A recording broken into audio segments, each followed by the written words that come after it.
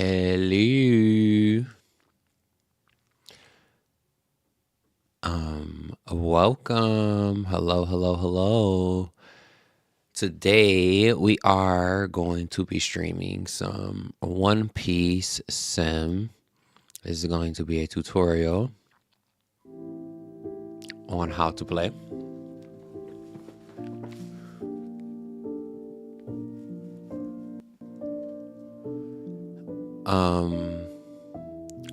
We're going to be teaching a little more in depth. Like, I feel like there is, hold on, here we go.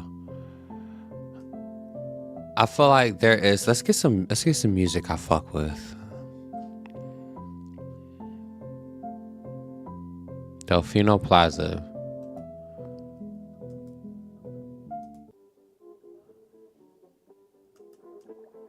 Yeah, sexy it up one time for me, Mario. All right, so peep this.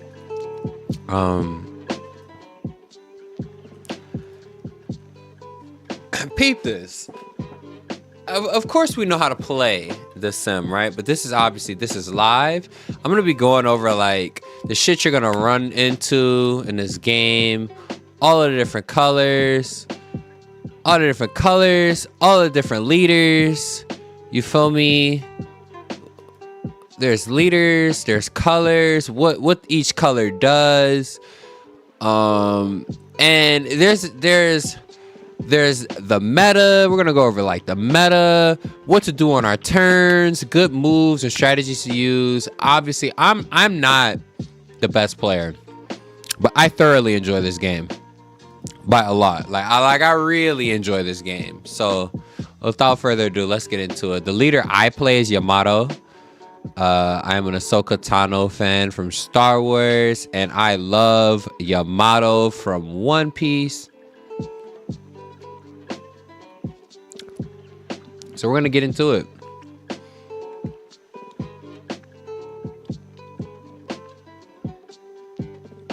Now I feel like I need to create like a second PC window that covers the cards, right? I think the cards showing up just in case I get stream sniped, you know. We'll figure out those dimensions in a little bit here. So while we're waiting, let's talk a little bit about where do I want to start?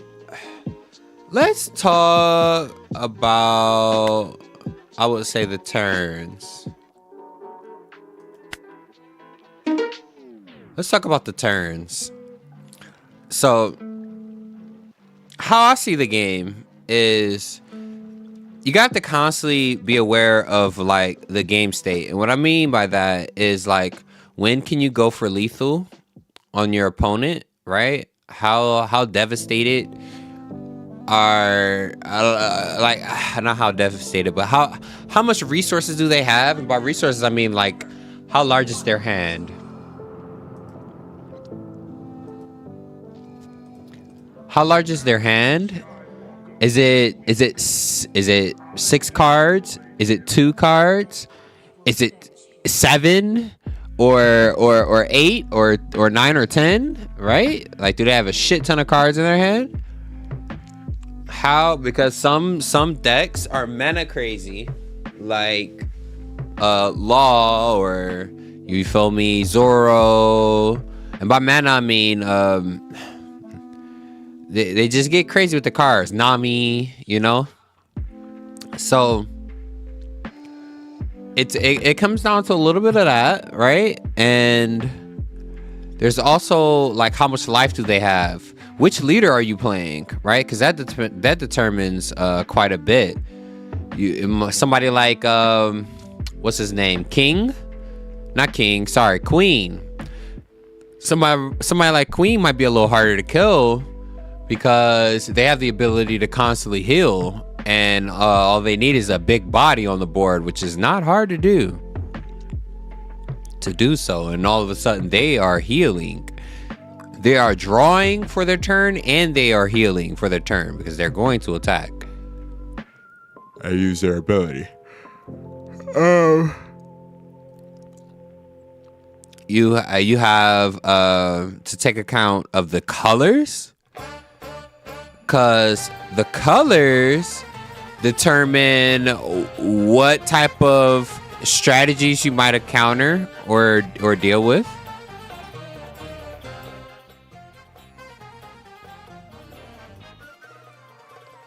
And by that I mean like a color like green has really, really powerful cards like Gum Red Rock, right? So let's talk a little bit about the colors.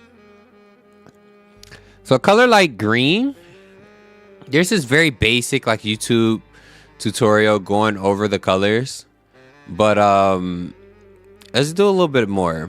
So the greens specialize in resting, right? They specialize in resting, and some of the more dangerous cards you want to look out for are going to be a card like Odin, who can set himself active. And we're talking characters, right? So the reason we're going to talk characters is because the leader's strategy changes like widely, right? Like a strategy like Film Dofi versus a strategy like Law is like totally different. Their decks and the characters you're going to come across are going to be totally different, right? Same thing with like, I've not come across an Isho, but I do want to build Isho. I like experimenting in this game. I really do. I enjoy this game. So character cards that are dangerous in the green category. Just let's do it by row. So off top, I would say this is a card right here. You're gonna see quite a bit, right? Rest of 4 or less. It's a 2K counter, right? So this gives you options. If your opponent has something sticky you want to kind of like get off the board or remove, you can rest it and then attack into it. You know, or something like that. But it also doubles as like defense in the form of like counter power. This is a card that you might see as well for the same reason, right? It does the same thing as this, but it's not as strong because this does not have the 2K counter, and you have to attack to get its effect off, right? So if you're thinking between Isho and Okiku, the only reason, I don't even know why you would do Okiku like one over the other. I would just rather have Izo, right? This is a continuous like rest, but this usually that once off is all you need. Now, this is a pretty decent card. You see Killer quite a bit. You get to draw if you have 3 or more characters. You might see Killer in like a Kinemon deck, or you know what I'm saying, or like an Odin deck or something like that. I've seen him played in Sanji. You might still, it's okay because it's a blocker and you get to draw and block, but because it's 2K it can be removed a little bit, so it's not too lethal. But this is a card, right? Not seeing much of him. Now Kinemon, and I'm saying not Kinemon, Momonosuke-sama is a great card. It's a searcher, and for the price of 1 mana you get to search and essentially add 1 to your hand. Normally with searcher cards your deck is centered around that search. So for example, Momonosuke decks or decks that have Momonosuke in them will have a lot of Wano Country type cards. So you simply search and you're going to draw something. Unless you're playing, I've seen colors like Law or what's his name? Law and Zoro like miss with their searches, and that's because like they have a lot of like mix. But searcher cards are great Great card. This is a card, even though it has 0 Dawn, right? It does not seem, it's deceptively, it does not seem like it's a threat, but this is a dangerous card. You have to get this off the board, because otherwise your opponent's hand is going to be so large by the time they get to the 10 Dawn turn, and let's say you get them down to 1 life or even no life, right? Usually they're going to start defending. And you have this card, he's been eaten all game. This is 5 extra draws if you do not remove him, or sorry, 4 extra draws on top of the 5 they get per turn. So that's 9 extra cards in their hand plus the 5 that they start with. Crazy. Oh, sorry, plus the other 4 from the life. So you got 4 plus 5 from Momonosuke plus the 5 that you get when you start the game. That's 14 plus the 4 cards that you draw naturally. So it's 18 cards. A little bit, it's hard to deal with. So you have to get this off the board if possible. And if convenient, great. If not, just attack into it. Just attack into it. If it seems like there's like blockers in the way or something, use your removal on him. Trust me. Get him out the way. Let's see. Moving on. Let's go to row 2. I'm not familiar with... No. I've seen this card like once. It's okay. Set 2 Dawn active if your leader's Odin. I've only seen 1 Odin deck. And Odin's deceptively, like, you know, if you're not ready for it, he can catch you off guard and fuck you up. He can. Law. Now, the law blocker from the green character is prominently seen in the leader law, right? You'll see him here in this deck. What leader law does is if the board is full for the cost of 2 Dawn, return 1 card to your hand and play another card of a different color, right? So this law is something that you will see comboing, like Law will combo well with himself. This is something that you'll see a lot, right? You bring him to the hand, or you summon him, you bring something else to the hand, and as you can see, it says you return a character card with 3 or less from your hand. Or no, you return any character to your hand, and then you get to play a 3 or less. And it does not say that it has to be a different card, right? So you can just play the same Zoro. We'll go into, when we get to the Zoro, we'll go a little bit more into that. I won't do all the colors today, but we'll go over green extensively, and then maybe another day we'll do another color. Moving on. Now, this is a blocker that's not a blocker. And what do I mean by that? So this card is a super pseudo blocker. Now, a pseudo blocker is a meta term for, like, it doesn't have the blocker effect. It's not going to make your opponent block, but your opponent really should attack this card. So something like this Momonosuke card, this is also doubles. It's a searcher, and it doubles as a pseudo blocker because you want to get this off the board. All right, you want to spend some type of resource to remove him.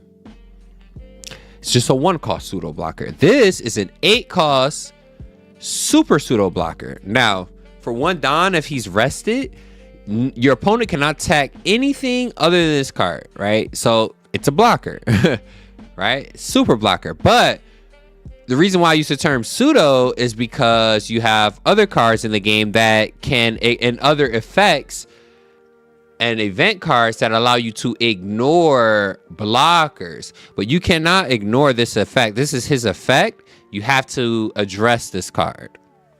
So this is a great card to have on the field. I mean, let's be honest. And if you have this and other kids that are blockers, oh boy, you are in for a world. Like, it's a hard time. It's a hard thing to deal with.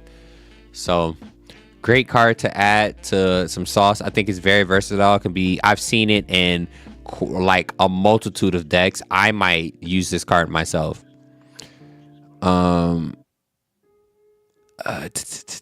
Active main, rest this character to play a character with 3 or less from your hand. Not too bad. This is another card you'll see quite often from the green selection. This is 2 or more cards you draw when attacking. I've seen Raizo quite a bit, especially in like Sanji decks or Law decks or something like that. Like, it's just draw 1, which is effectively increasing like your mana. Beautiful. Not too much. KO 1 card, not too much. This is a card that you'll come across. This is a card that you have to address, right? This is a 3 tier or whatever, 3 situation. It has double attack, banish, right? Which means this card cannot hit you. This card hitting you is devastating. It cannot hit you. So on turn 4, you better have some blockers. You better have this card removed or something. Like, this card cannot hit you. It can't hit you, because losing the banish effect of losing your trigger ability, losing the cards coming to your hand or whatnot, it shortens what you can do later, right? And it does it twice, 2 banish, and all it has to do is hit you. Cannot happen. We also have let's see what else.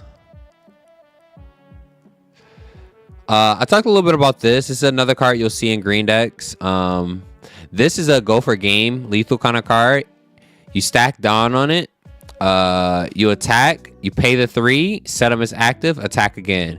If he's KO'd, you get to just play a Wano from the deck.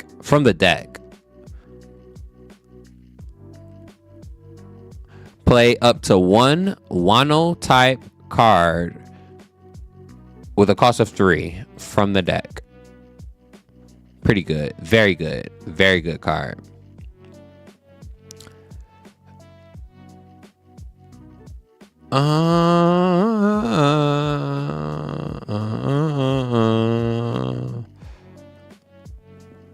This is a decent card. This card I've seen played with Yamato, right? Because she turns into a blocker, a 1-cost blocker. So it was really cheap. A cheap blocker. This is a pretty decent card. Now, let's talk about the film package, because we're getting in there.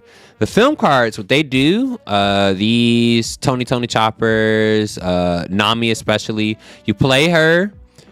Nami is the searcher. You play her, pay 1, you search, and you get something other than Nami added to your hand.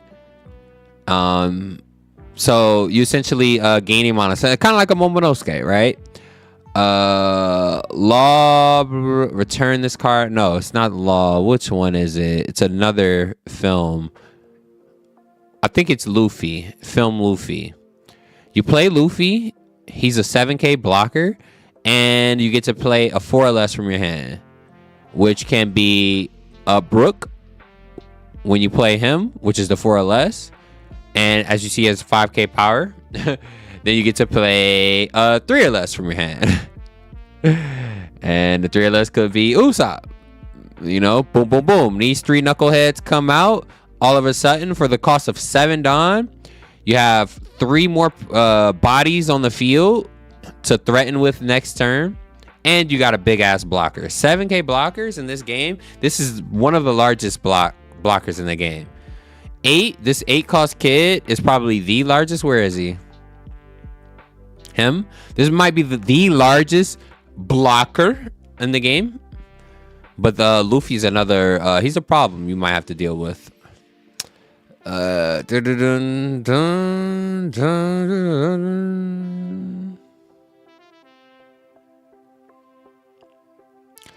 Now the East Blue joints, because I see we're getting into the East Blue and the Craig Pirates, right? What do? They are they want to be on the field because I think they like rest and they give effects when rested, quite a bit of them, and they mesh mostly with Kuro, right? Kuro, if a couple of them are rested, he gets to like set himself active and attack again. So kind of like a mini Lucci. You don't see many Kuros and East Blues. They were not too hard to deal with, so we're not gonna spend too much time talking about them. But you know they're there.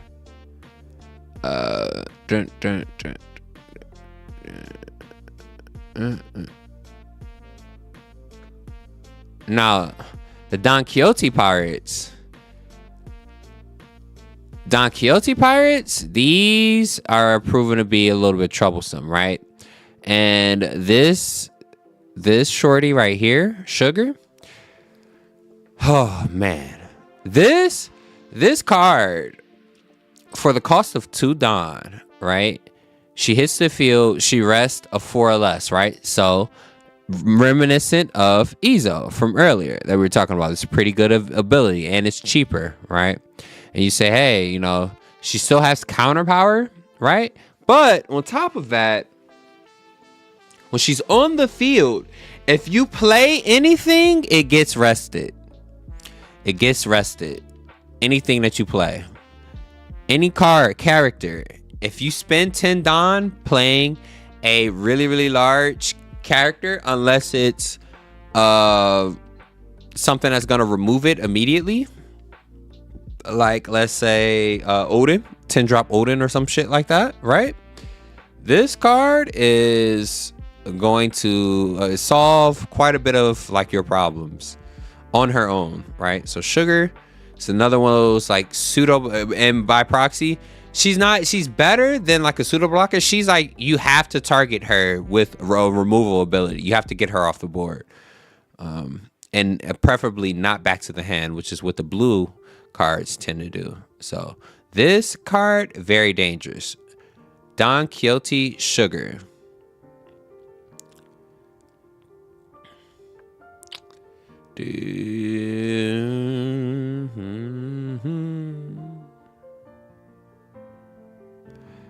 This card's okay. So you'll see quite a bit of cards with effect of, we're talking about like meta strategies, right? So there are quite a bit of blockers in the game that can let me actually.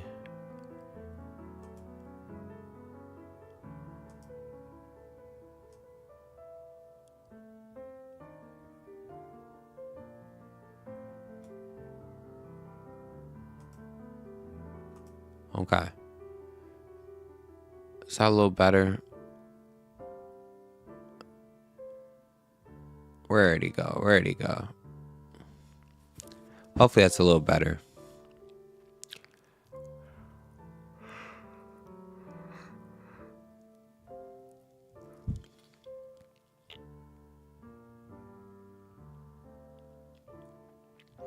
So, Diamante. There are quite a few blockers in this game that they have the ability to attack and then stand themselves at the end of the turn so that they can then be used for defense, right? And you'll see strategies like that with that 7 cost Luffy that we saw earlier. So that's just another half strategy. This has it baked into his ability. You just simply add a Don to him. So it's a 7k swing. And then if he's part of, essentially, all you need is 2 or more Don active. The reason why it says 2 or more is because Film Dofi, you get that. You get that automatically. And Diamante becomes active. So there you go.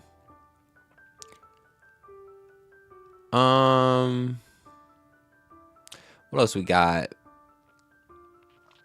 This card right here is a beast. This card is a beast.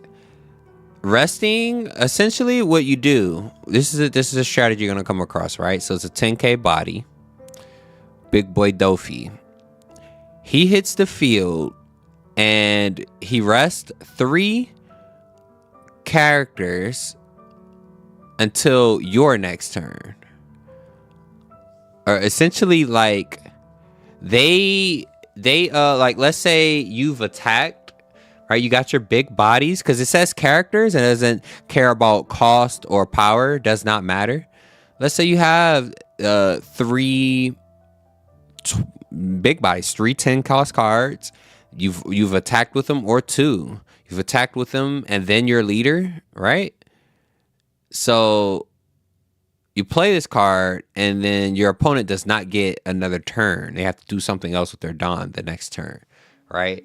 And then what happens is you play this card again and the same thing happens again. So it's devastating. It's very, very, very troublesome to deal with.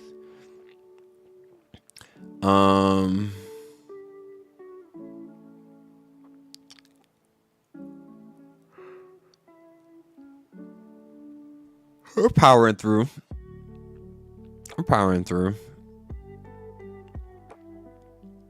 Dun, dun, dun, dun, dun, dun, dun.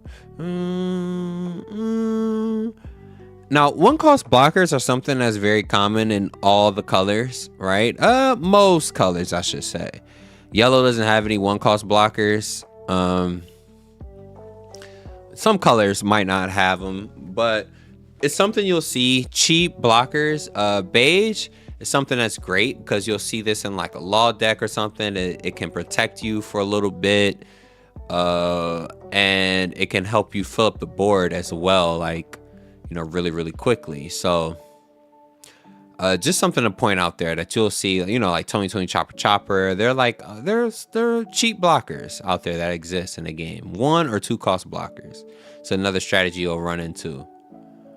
Bonnie, this is Momonosuke in the flavor of supernovas. So it's essentially, that's exactly what she is. She is Momonosuke supernova version.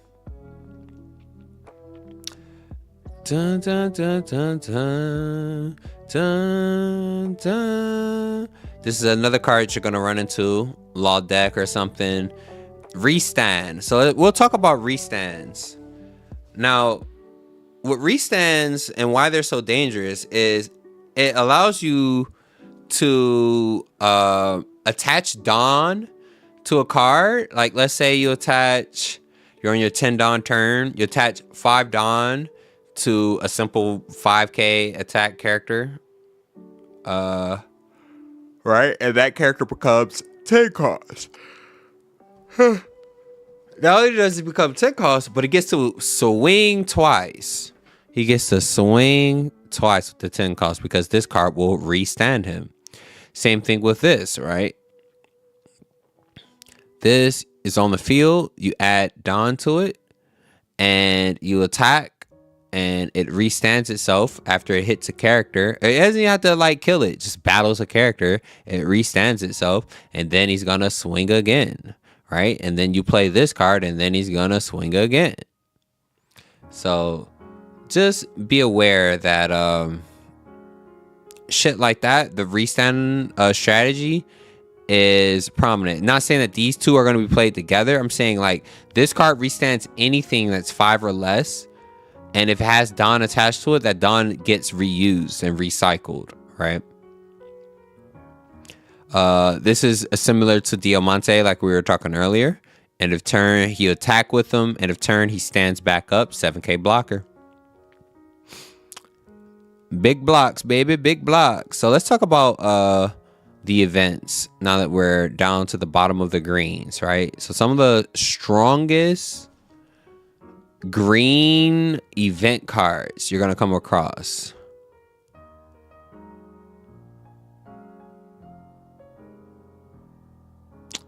Dun, dun, dun, dun, dun. This guy here. Block a simple attack. So you have simple attacks and you have aggressive attacks, right? So block a simple attack and then set a character up as active. So if you have a huge, and notice that it says character, right? It ignores cost and ignores power and things like that. It's gonna be important later when we talk about the other colors. But for right now, just understand any character.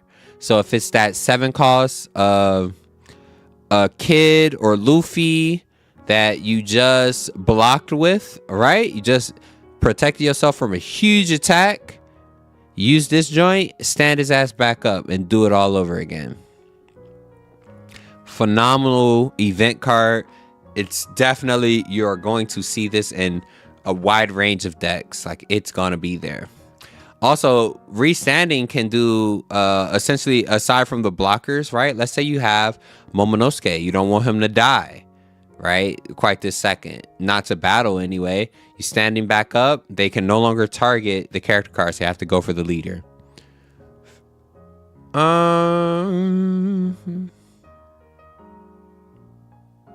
And while we're at it, since it's the first one, we'll talk about the different levels of blockers, right? So you have level 1, and this gives you plus 2k counter card. So it's kind of like the other counters that you'll see color wise. So for example, him, right? He has 2k counter. This is a card that you'll see in decks, but although he might not get played, he'll be in decks simply because he has counter power for 2k, which means he can defend from the hand. Huge. So plus 1 gives 2k. Then you have 2 costs will give you 4k, right? So it gives you the different levels of attacks, and all colors have cards like this, and they have a secondary ability. See, it's then rest up to one of your opponent's characters with 4 or less. So all the counters will have a secondary ability, and a trigger. Essentially, I've not seen one without a trigger. And notice the trigger says rest an opponent's character. Does not matter who that opponent is. So this huge. And then you have the 3 costs to 6k. So 1 to 2, 2 to 4, 3 to 6. Right? 3 to 6. Something that is newer. You know, it came along later, but I'm starting to see these cards in all the decks, all the colors, I should say, available in all the colors.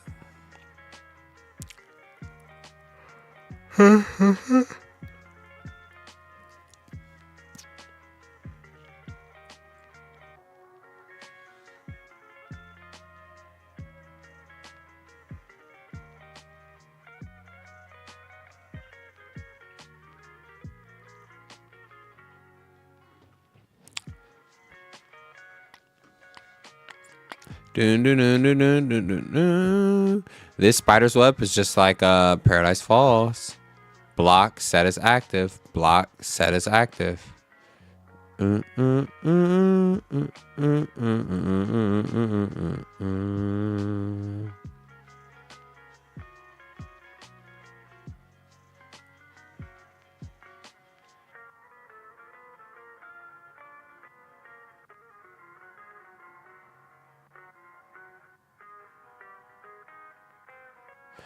Okay, I want to talk a little bit about this card here. I'm not seeing it played quite a bit, but I would have used this card. The difference in, you say, hey, I pay 2 Don, why don't I get 4k power? This, you get the 2k power, but it's for the turn.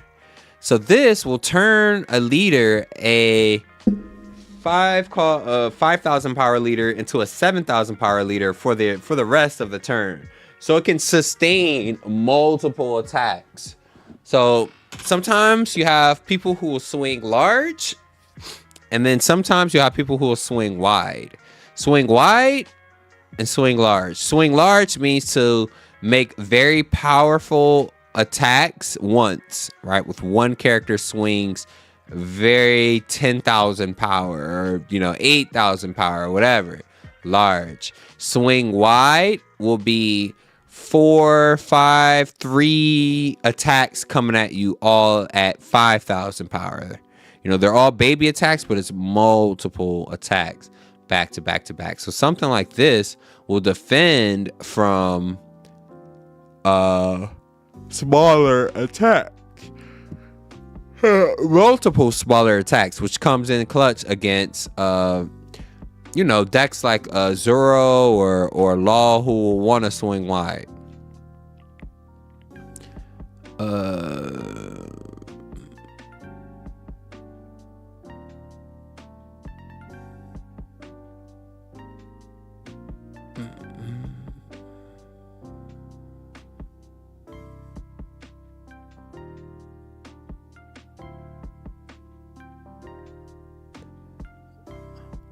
The last powerful card I see is this joint here. Rest an opponent character for 2 Dawn. Does not matter who he is, sit his ass down. This is the last powerful card I see from the green section. So green does a lot of like resting so that you can attack those problematic cards. Not much removal in the sense of, KO something or get it out of the way, which we'll get into later. But just know that is what you're going to be dealing with when you see a color like green. So let's go over some of the leaders. So we have Law. Again, he's going to be playing a lot of smaller characters because he wants to fill up the board and use his ability. So that being said, the smaller characters being played are going to be your one cost searcher cards to really mill through the deck, because usually a Law player is looking for very specific cards to go for lethal with.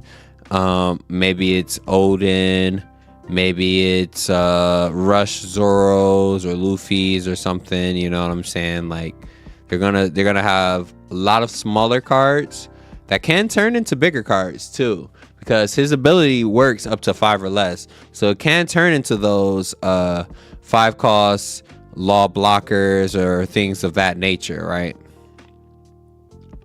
Now Luffy, you don't see too much. People don't play Luffy a lot. I don't know why, but Luffy will allow someone to restand, and they get 1,000 for the turn, or just give them 1,000 after the fact, right? So it's decent leader. You just don't see, this is like one of the first ones in the game, I think. No, it's not actually. The other Luffy was the first one, but you don't see too much of him. This isn't a special event card. It's not to be played. You can only play it for a special event, so don't mind this one. Odin, again, this is something, it's an off meta deck.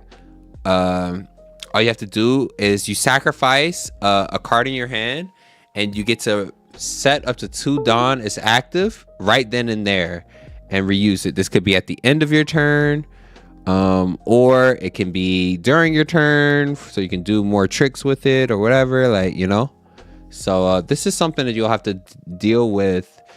Just understand that the turns that you'll come across and try to defend against, he's gonna have a little bit more extra resources right then and there to use. I've not played many Kinemons against many Kinemons, but what he does is he makes cards cheaper. So usually Kinemon decks, you'll see him and Yamato in the same deck, because she becomes 4. She gets to be played 4/4. So pretty cool, pretty nifty. Not too powerful, but just it has its place. Sanji, you don't see too many Sanji. See, the reason why you don't see too many of these decks is because they require a lot of, and this one, they require a lot of finesse or a lot of brain power. You can't just mindlessly play. Something like Law, this deck plays itself, right? The strategy is very clear cut of what you have to do. And it pretty much plays itself. It gets the wins on its own. So, Sanji, a little bit more difficult to finagle. But it's similar to our boy Odin, in that all you have to do is play a vanilla. Play a vanilla, and if you have 3 or less cards, you get 2 of those Dawn back. So he can really flood the board pretty quickly with some vanillas. Vanillas, a lot of people don't like, but the thing about vanillas is they have counter power, 1000 counter power. So that means that they can defend against cheap blockers. Cheap attacks. They defend against cheap attacks, and they are known for having 2,000 extra power on top of whatever the cost is. So 3 costs will have 5, a 5 will have 10, a 4 will have 6. A 5 will have 7, a 4 will have 6, a 6 will have 8,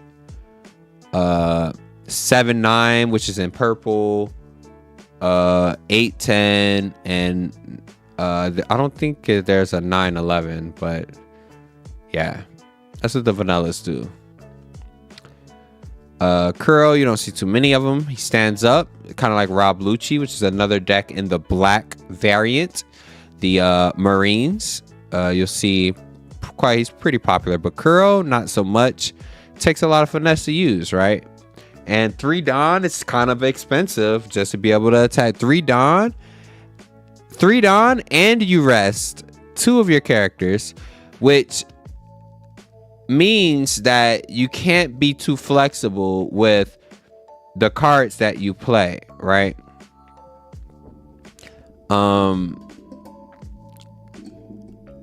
When you rest, you get, typically the East Blue Pirates want to be rested, and they get secondary effects anyway from that, which is why which is what makes this card really, really good. So not really, really good, but like it gives him his playability essentially, right? But not too much. We'll see. Arlong, play a trigger from the hand when attacking. Pretty decent. Costs you 1. Playing a trigger from the hand of 4 or less. Most of the triggers are in the yellow variant, which is why you see them. But green has some triggers as well. And you get to playing something for cheap. Always great. You'll see our boy Dofi do that a lot. Now we have a film Dofi. I don't know why they call him film Dofi, but this is the man Dofi. End of turn, 2 active, which means end of turn you can block with those 2 active using an event card, or it allows you to use more of your mana to do a lot of stuff because you're gonna have some money on the back end. This is a great deck. Pretty fun to play with, I might say. Huge. Isho, I've never fought an Isho, so I want to build Isho, and we might do that today. Isho, essentially a neg 1. So you put a Dawn on him, and he turns into the Marine stage card, and at the end of the turn, you pay a Dawn, and you get to set a 5 or less back as active. So there are like these big body blockers. Yeah, big body blockers that cost 5, but they have like 6,000 power. So a little beefy blocker, beefcakes, and setting them back active at the end of the turn is kind of huge, because you can attack with them and then set them back active, or you can swing ignorantly with Yamato, then set her back active. Like we're gonna build this today, and she's gonna be in that deck. This is a great card too. Coming in OPO 5 is Don Quixote Rocinante.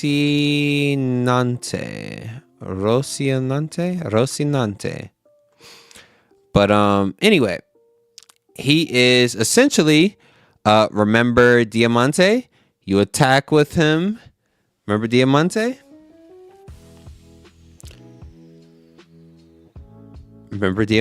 You attack with him because he's your leader. And if you have 6 or less, you set him as active, which quite often that is going to be the case.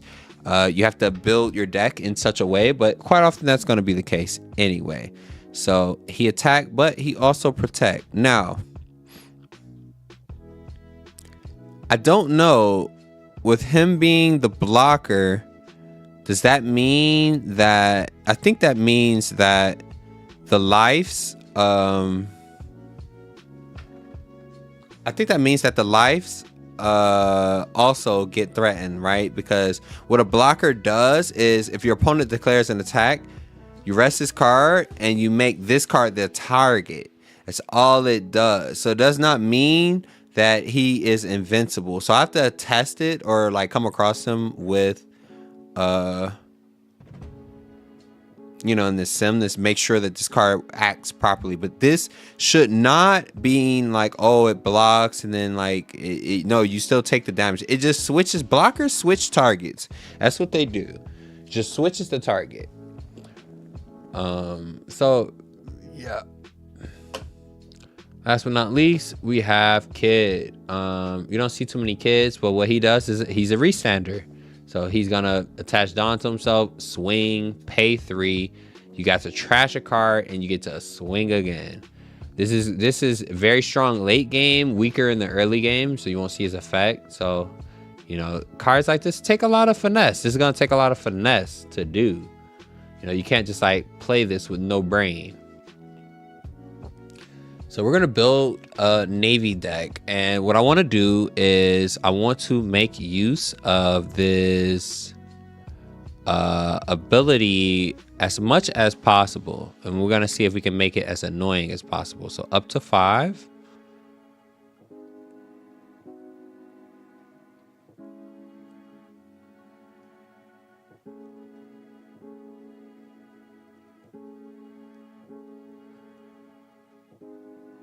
Here is how I build my decks, right? Now, and how I build my decks is I flood a lot of cards that I like or would like to see. And because he's green and black, we're gonna check the black as well. Black cards that come at the bottom. We're not gonna go over the blacks today. We can. If you give me a moment. We're gonna I'm gonna use the bathroom and I'll come back and we'll go over the blacks too as we build the deck. Okay? All right, be right back.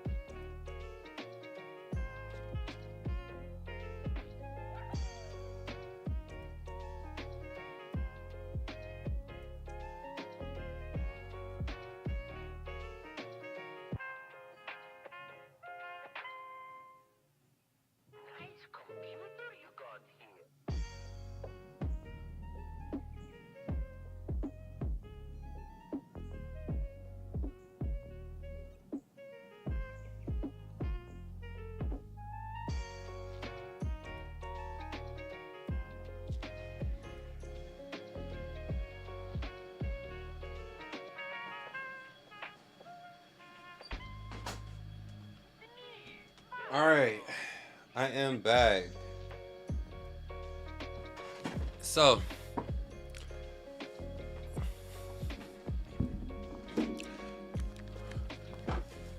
thank you for being patient with me. Now, let's grab some cards. So, what I like to do before we go over like ratios, I just add cards that I like or would like to have or see in this deck.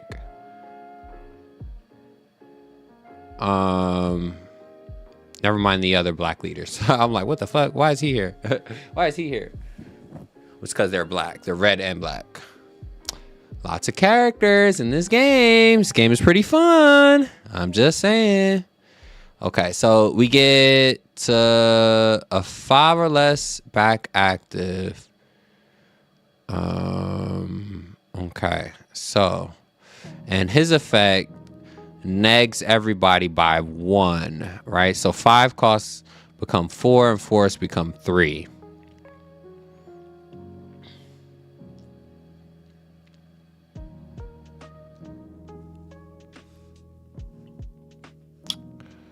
What I want to do is Momonosuke definitely is a target. Momonosuke-sama! Momonosuke-sama!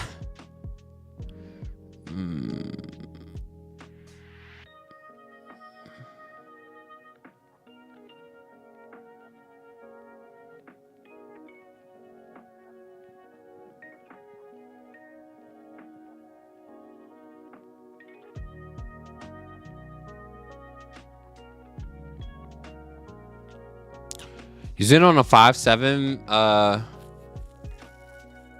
Using it on a 5/7. Nah. It's not saucy enough.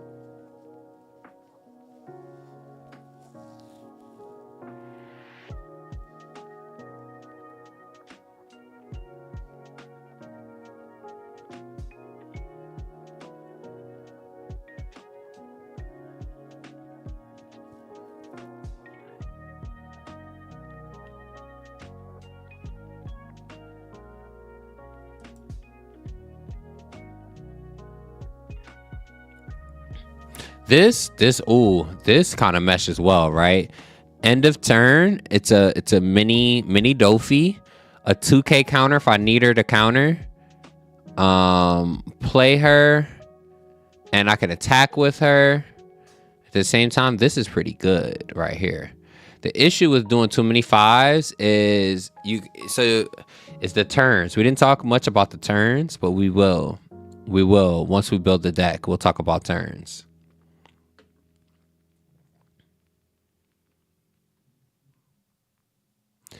And trust me, right now I'm just adding cards that like, that looks spicy. That looks spicy. I'm not like, it's not going to be super optimal yet. Normally to make a deck optimal, you have to play it a couple of times. You feel me?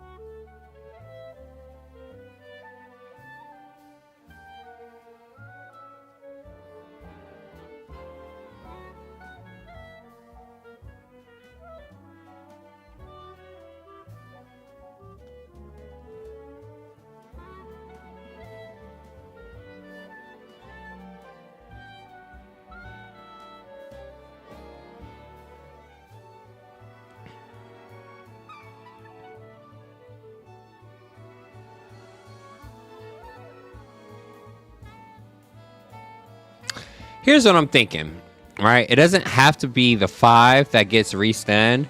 I want cards like, for example, something like Momo's a good target for it, because then it forces your opponent to deal with the card using their effects or abilities and not just attack. Which is, those kinds of resources are limited, dealing with something with effects or abilities. Also, if I'm going to have him, I would like to have a lot of Wano cards.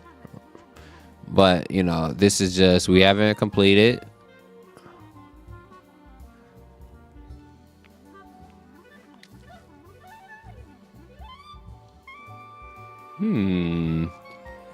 I think I'm liking the minks.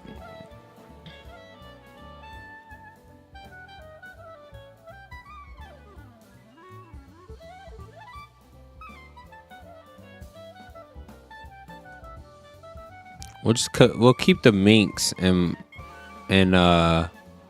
mind.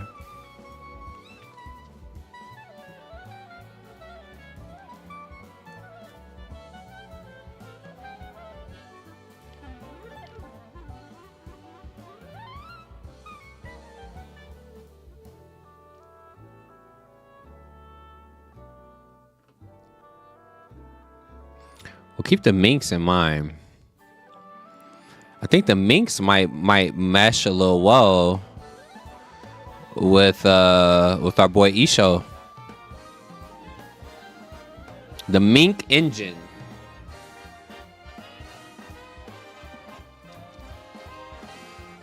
And what do I mean when I say engine, right? Engine is like the main strategy that drives your deck, right? It's the main thing you're going to be doing. All right, let's East blue type, right? If your leader is the East blue type, so that kills the East blue engine. East blue type.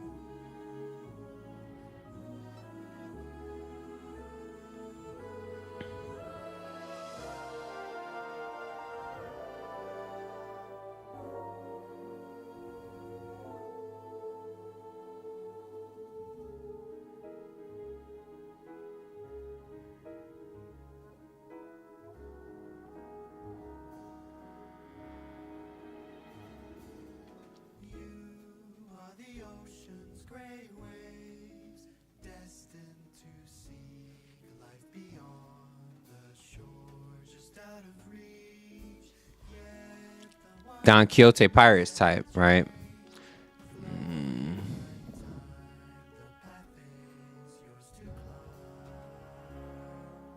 I know you're probably saying, yo, but Chef, none of them say, what's our leader? Isho's the Navy. None of them say AV. The Navy color is mostly black, which is why we're going to go over that in a little bit.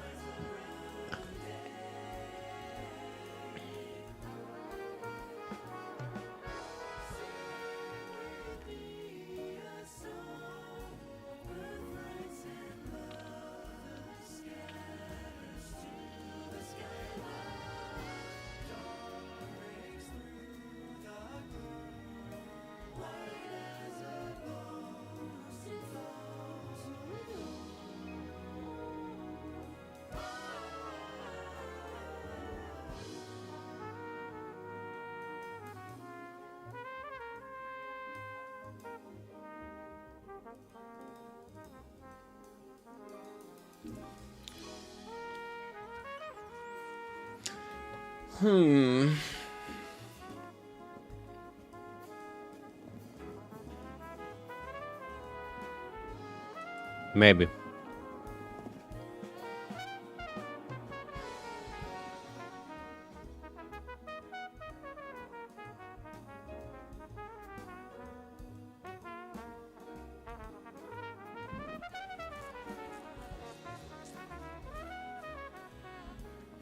This does not require you to have a Don Quixote Pirates leader.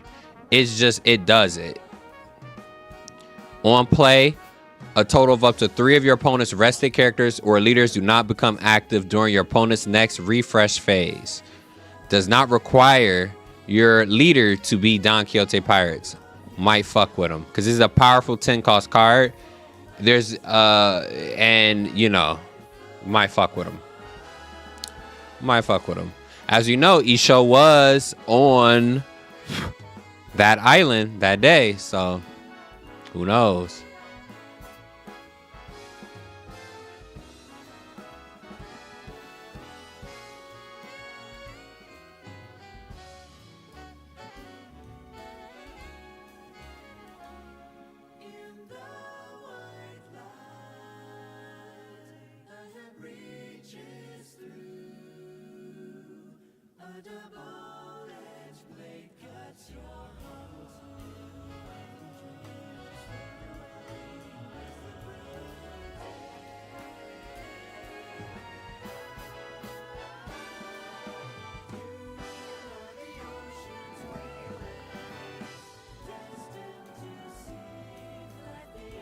On play, rest this character, play up to 1 green character card with a cost of 5 from your hand. Great. He's definitely coming.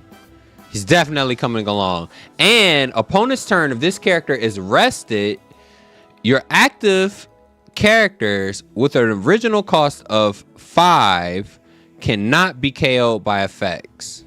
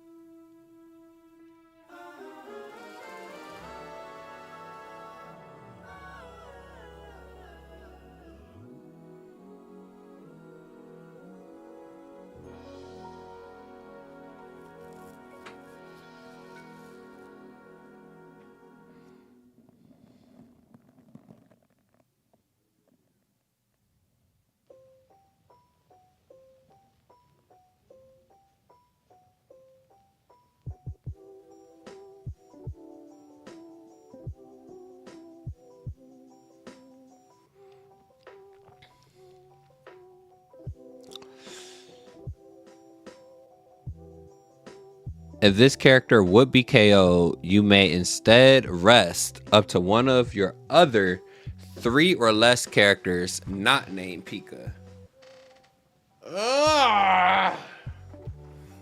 Kind of not worth it.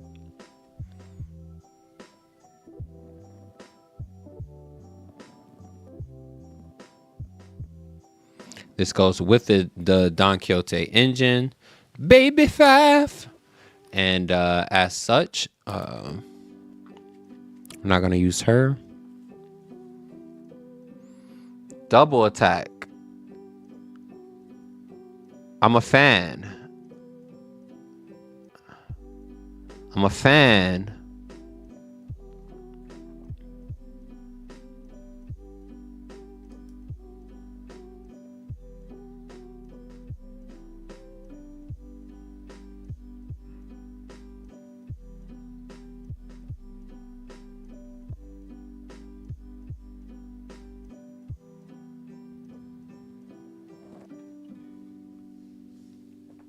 This rests small blockers, right? Don't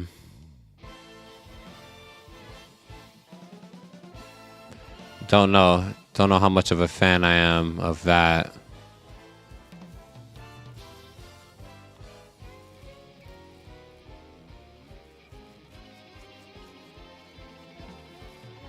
It's a Wano country card though, so we'll put a question. It has no counter power. Question mark.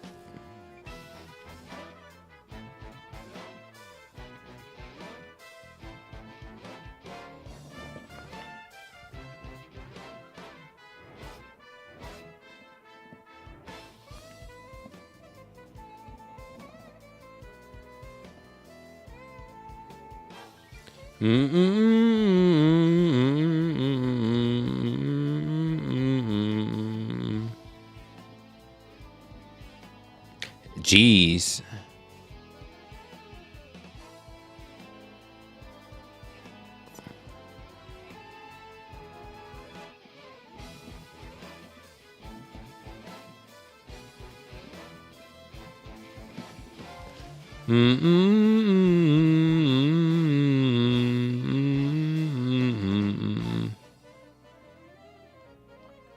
If you have 3 or more characters, buffing. Turns into a 6K potential. See potential.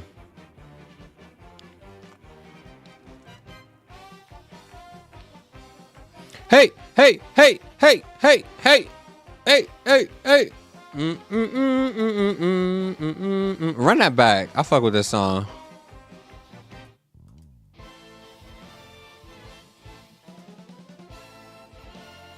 This is the Tetris stream?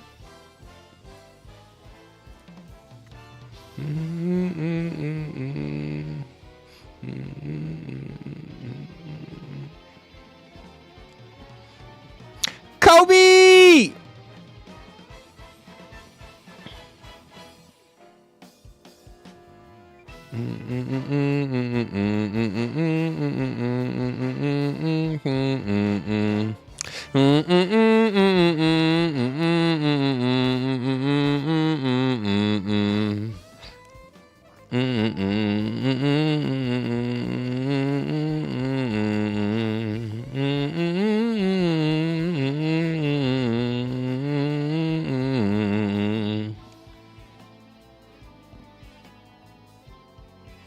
To Dawn, he get to threaten.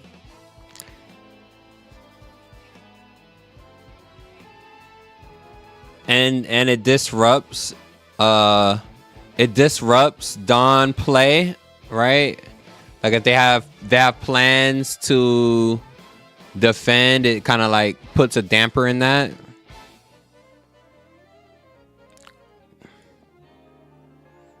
Question mark.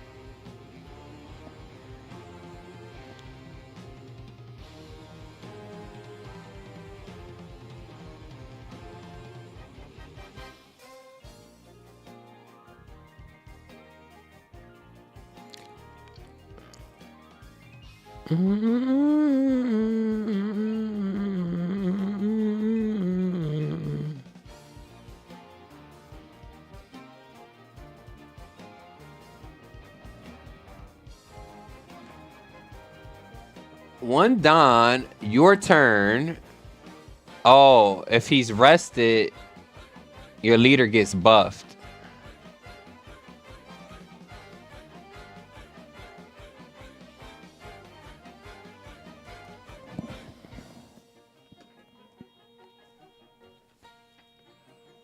Okay. Here's what I'm thinking. Of all of these,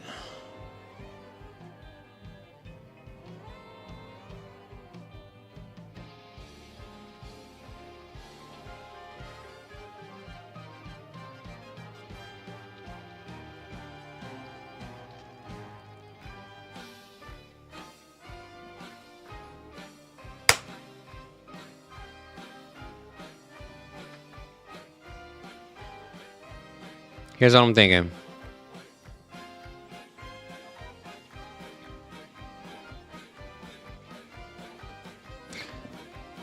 I'm thinking of leaning into the Navy cards and mixing in Mink.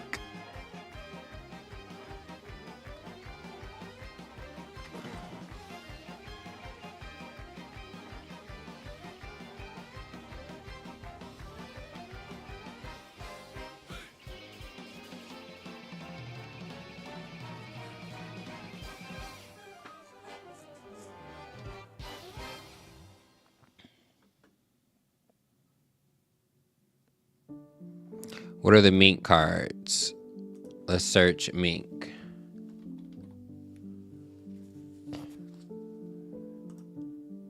Let's add all the mink cards and then read them.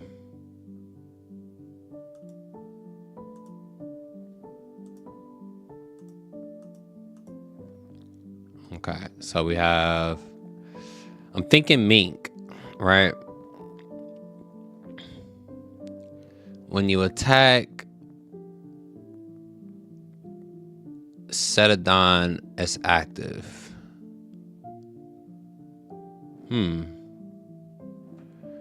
On play, rest.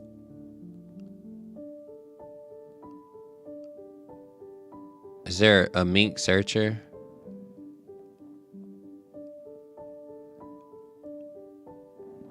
Is there a mink searcher? If all of your Dawn are rested, this character cannot leave the field due to opponent's effects.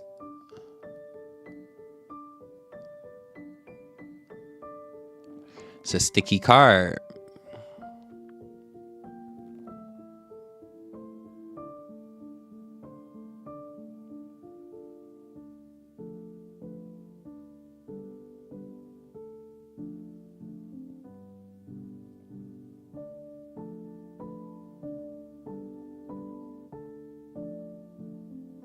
When she gets played, she brings a 3 or less with her.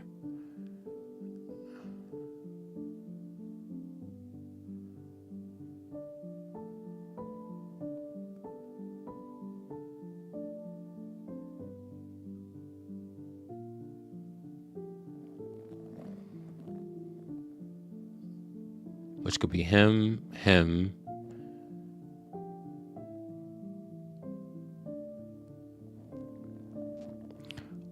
On play. So for four costs.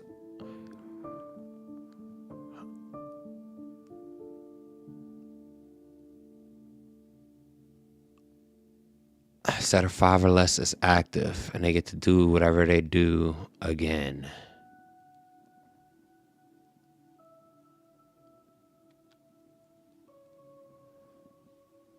Here's the thing with that, though. It's not much. It's not much the Mink Tribe cards kind of do with the attacks, other than like raw swings. They out here just swinging raw. All right, so we need to make room. So buy.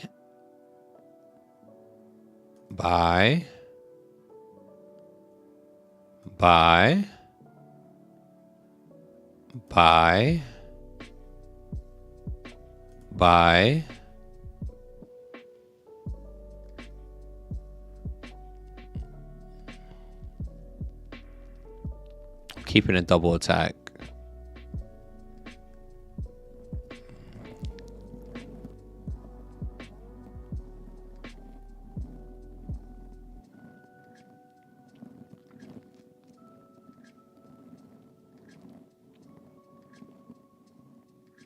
Question marks.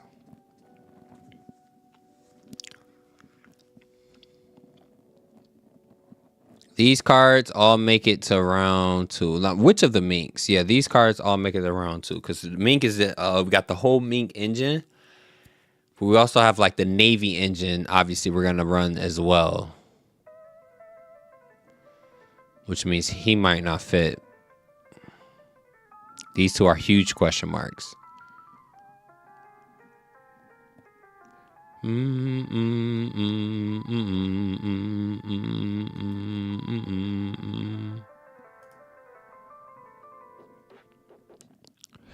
boom, boom, boom, boom, boom, boom, boom. Okay. Let's do effects and let's move on to the blacks.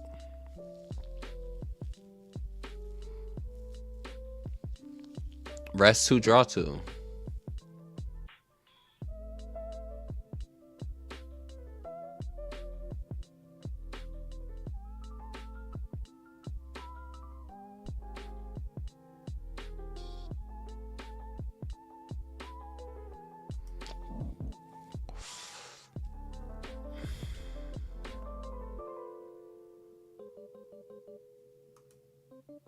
Question mark.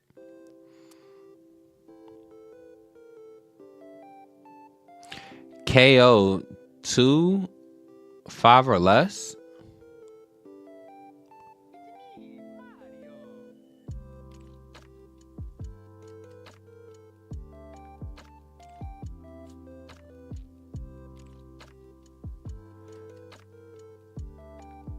Attack, you get an extra dime.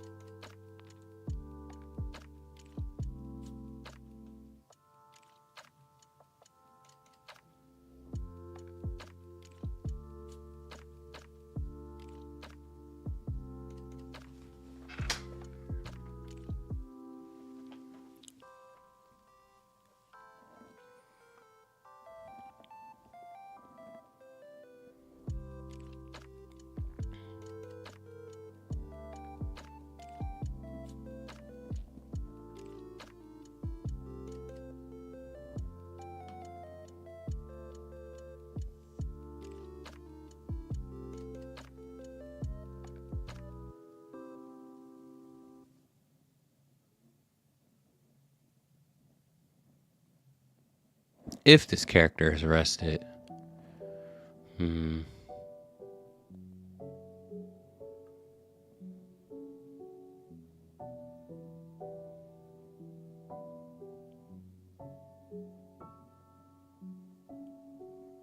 It's the only card that rests something.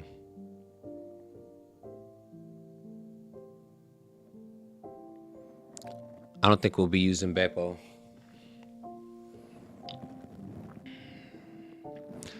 Oh no. This is a question mark. For 6 Dawn too? This is a huge question mark. Huge.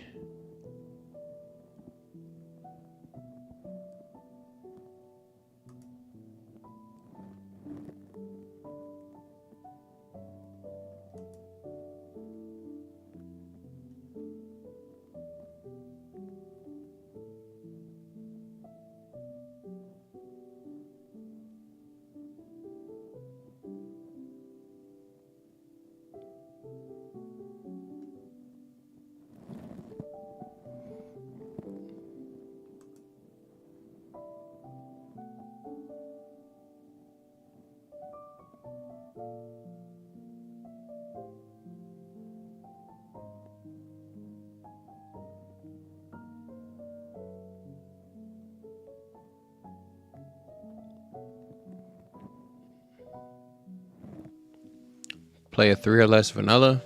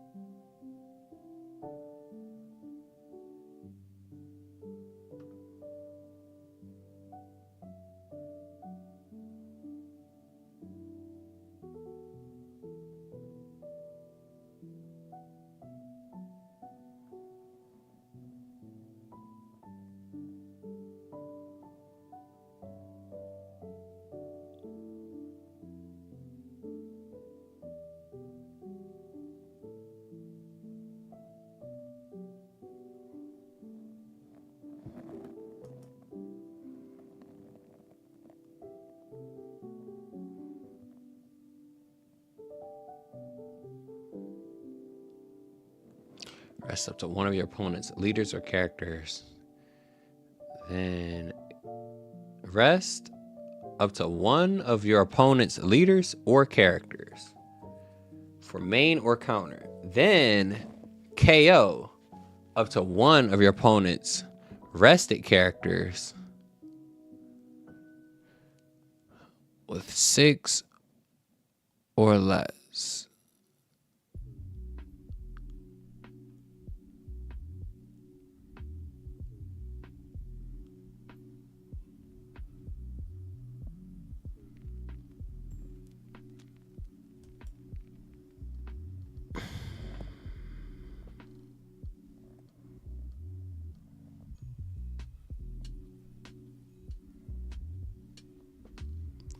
Thousand power for each character.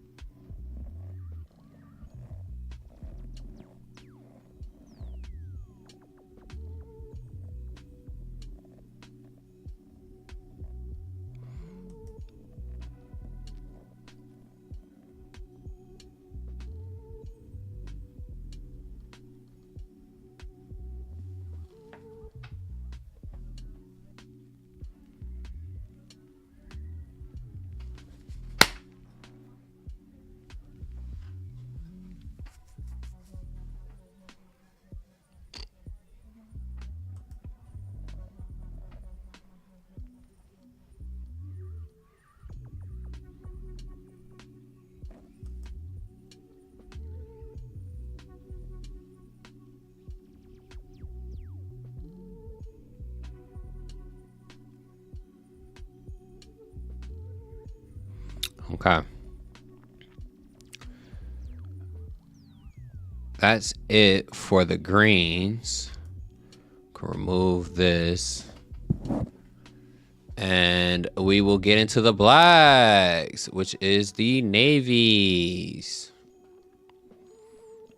And as you see, black are mostly the navy characters.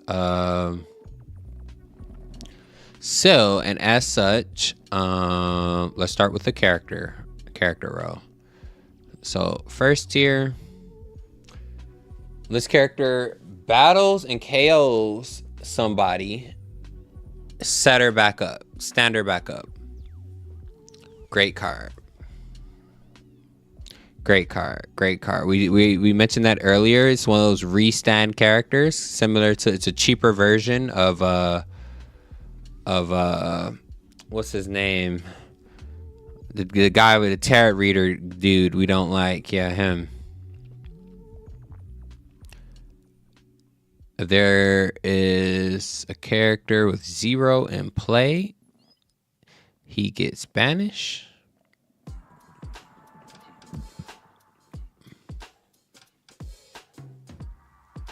Maybe. And it's a 5, so maybe. It's a staple in like almost all Navy decks.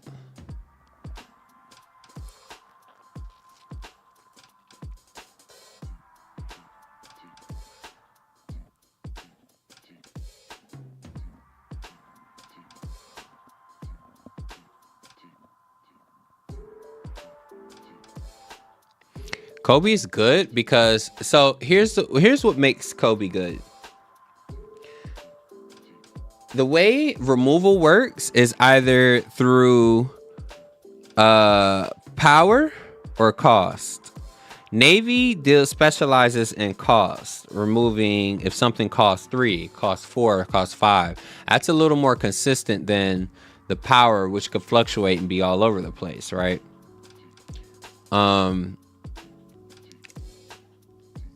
That being said, trash one to KO up to one of your opponent's characters with a cost of 3 or less. It might be easier to accomplish than KO something with a power of 6,000 or less, which is a powerful card, or 5,000 or 4,000 or 3,000 or less or whatever, right? So that's what makes Kobe's good. We're gonna splash them in and then reduce, right?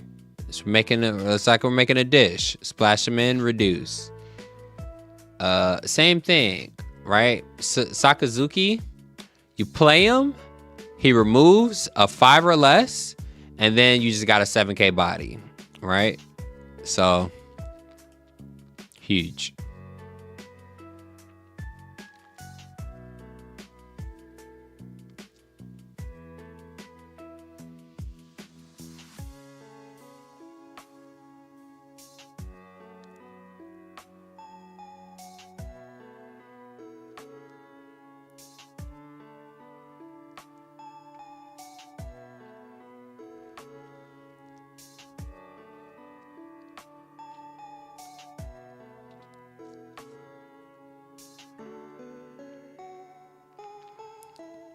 Smoker is good for that first sentence. It says this character cannot be KO'd by effects. As I said earlier, right? Effects are some of the strongest things you can do in this game. There's not much you can do to defend yourself from effects. Now, that being said, just because it cannot be KO'd, there are multiple ways to, solve a problem, right? So something like this could be sent to the bottom of the deck or returned to the hand or something annoying like that, right? So that being said,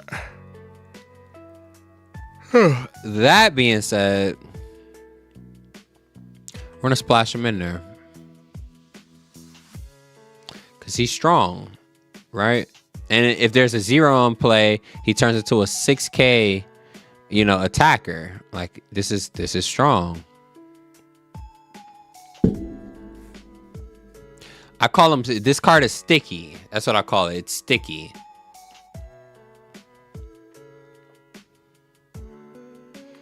$2K power. But if you decide to play him, you are now like reducing cost of shit. Strong. Boom, boom, boom, boom, boom, boom, boom, boom, boom, boom, boom. Boom, boom, boom, boom, na na na na na na na na na na.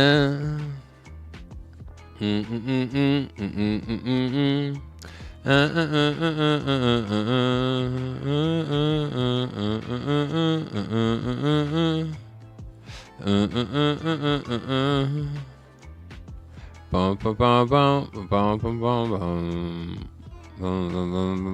bum.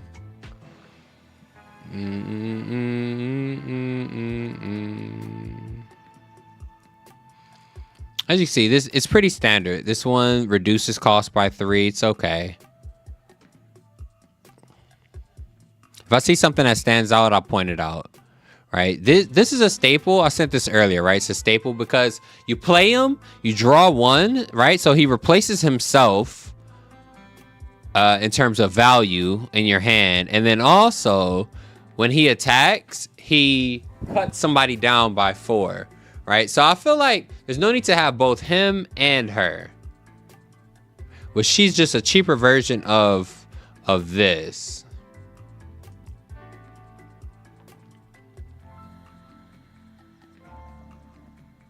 Question mark.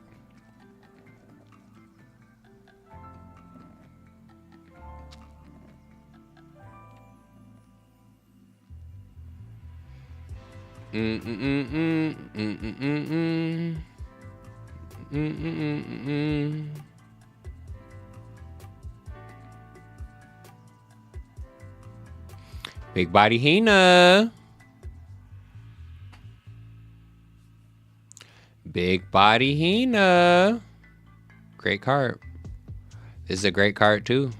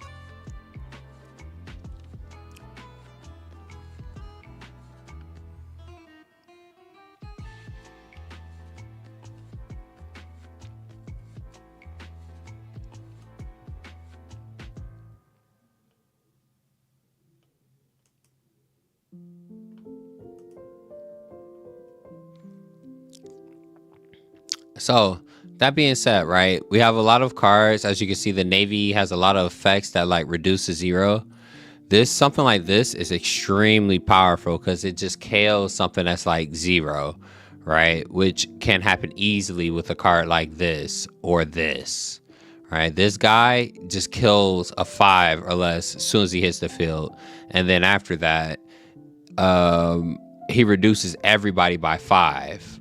This is devastating.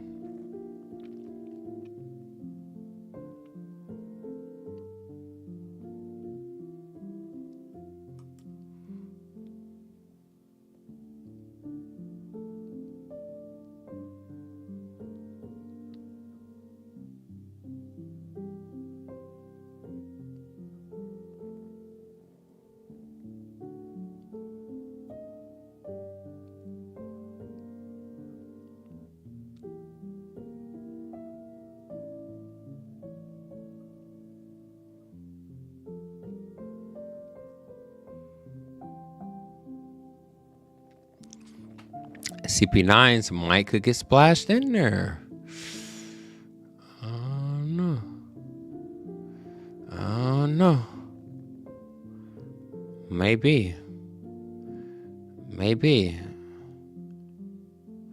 Draw 2, trash 2.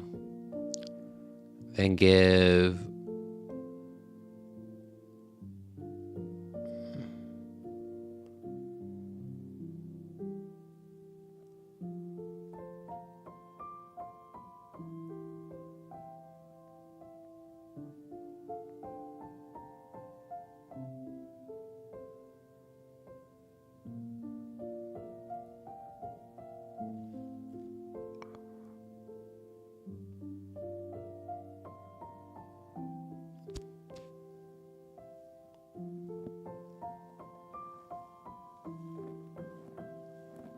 Hey.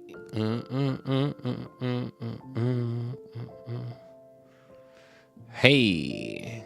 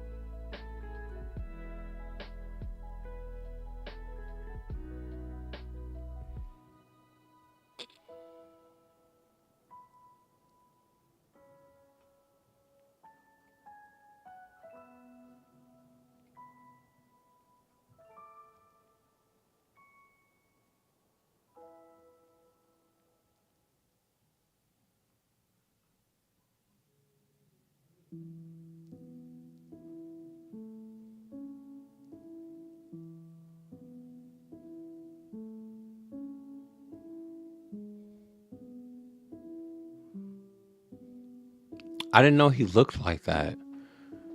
That's crazy. He looked totally different. Bro.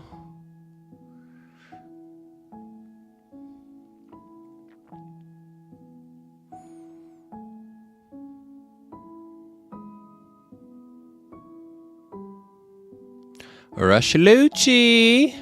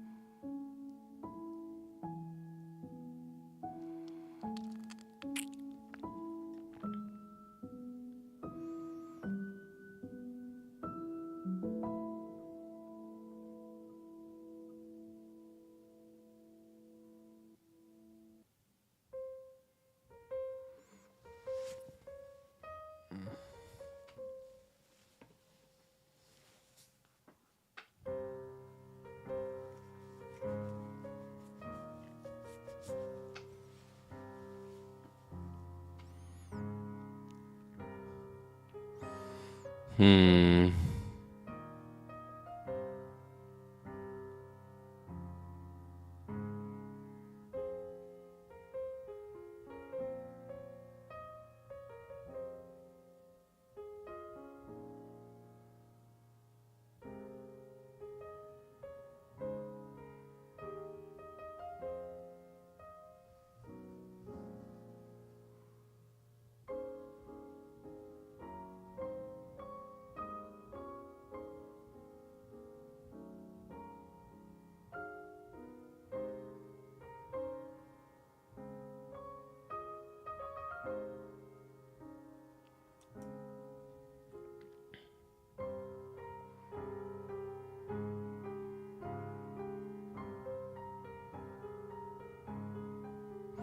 I realize I'm not going over quite a bit of these, right? So as you get into the other engines, right? So the navies are gonna like reduce costs mostly, and they're gonna like do effects centered around that, whether it be banish or can't activate a blocker, or something to that effect, right? I don't know if I did add him. Something to that effect, right? So the CP joints do something very similar, but CP, when they're in the trash, they go from the trash back to the bottom of the deck. They have like a lot of synergy with that. So they don't mind going to CP cards, don't mind going to the trash. It's evident of him. When he dies, he brings him back. He can't be KO'd by effect, so he's just a raw block. Like he's a pure block. Nothing you can do about it. You can't, but you can remove him. You can put him bottom of the deck. Same thing with him, right? So that's what the CP cards kind of do. World government isn't established yet. Then you got the Dressrosa. So the Dressrosa cards are cards that do shit like attack active characters, right? And it says something like this one says the Corrida Coliseum. So if you have the Coliseum stage card, then your characters can attack other characters. I think it's either to turn they're played or something like that. Like they don't have to wait. They can attack other characters immediately. Immediately.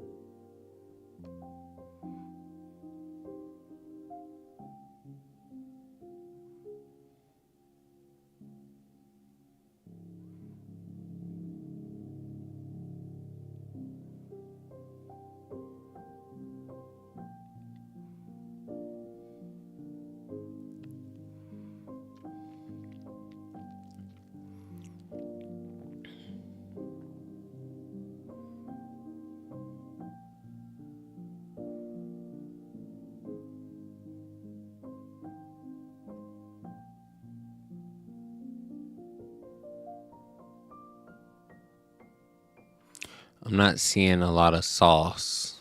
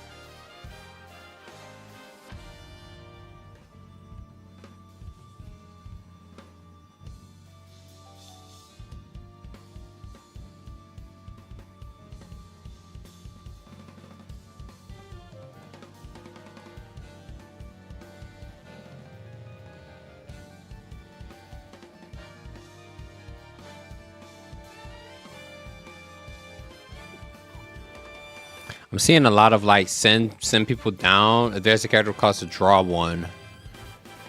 Send characters down. You feel me? I'm seeing a lot of that. Send them down to 0. But once they're at 0, it's not much I can do to take advantage of that. That's the trend I'm seeing. Just adding some stuff I notice. I see that I like.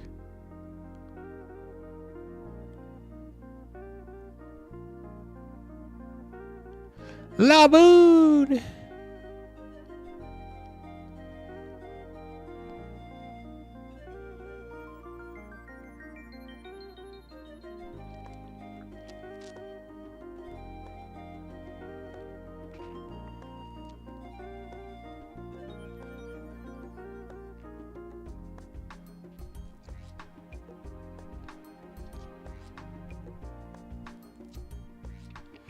If this character battles their character, KO their character, then KO this character.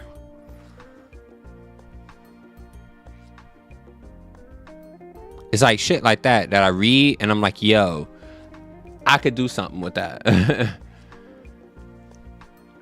I could do something with that.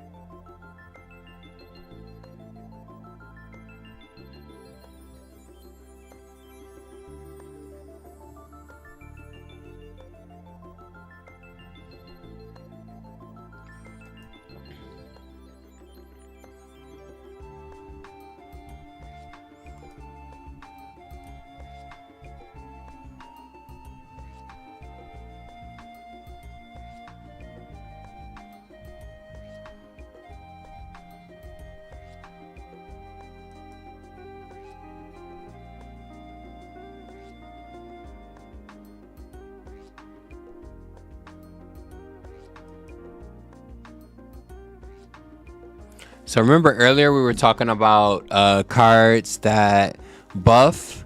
So you have certain defensive event cards, 1, 2, 3. This is the 0 joint.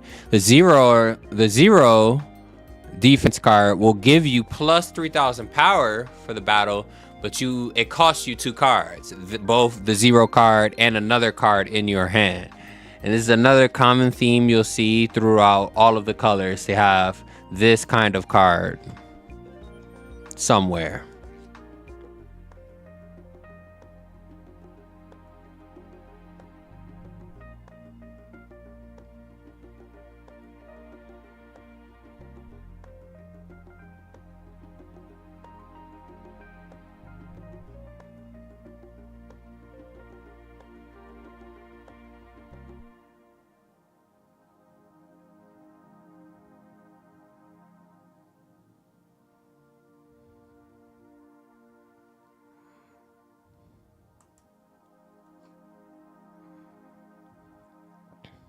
And again, as you see, my deck has grown past 50. This is what I mean.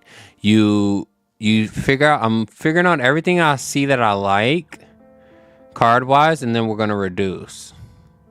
And I'm going to show us how to do that as well. Might do that in like part 2.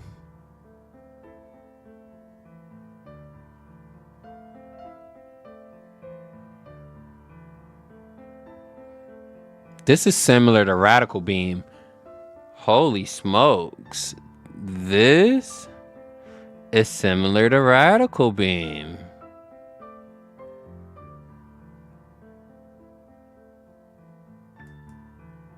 Great card.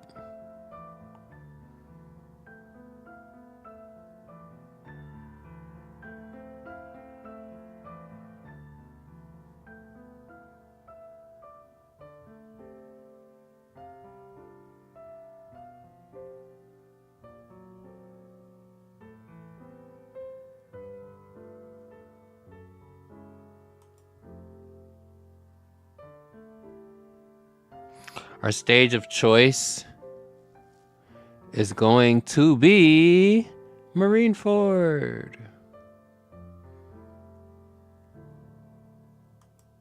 Marineford just reduces everybody by another one. Makes it even easier to do what you need to do.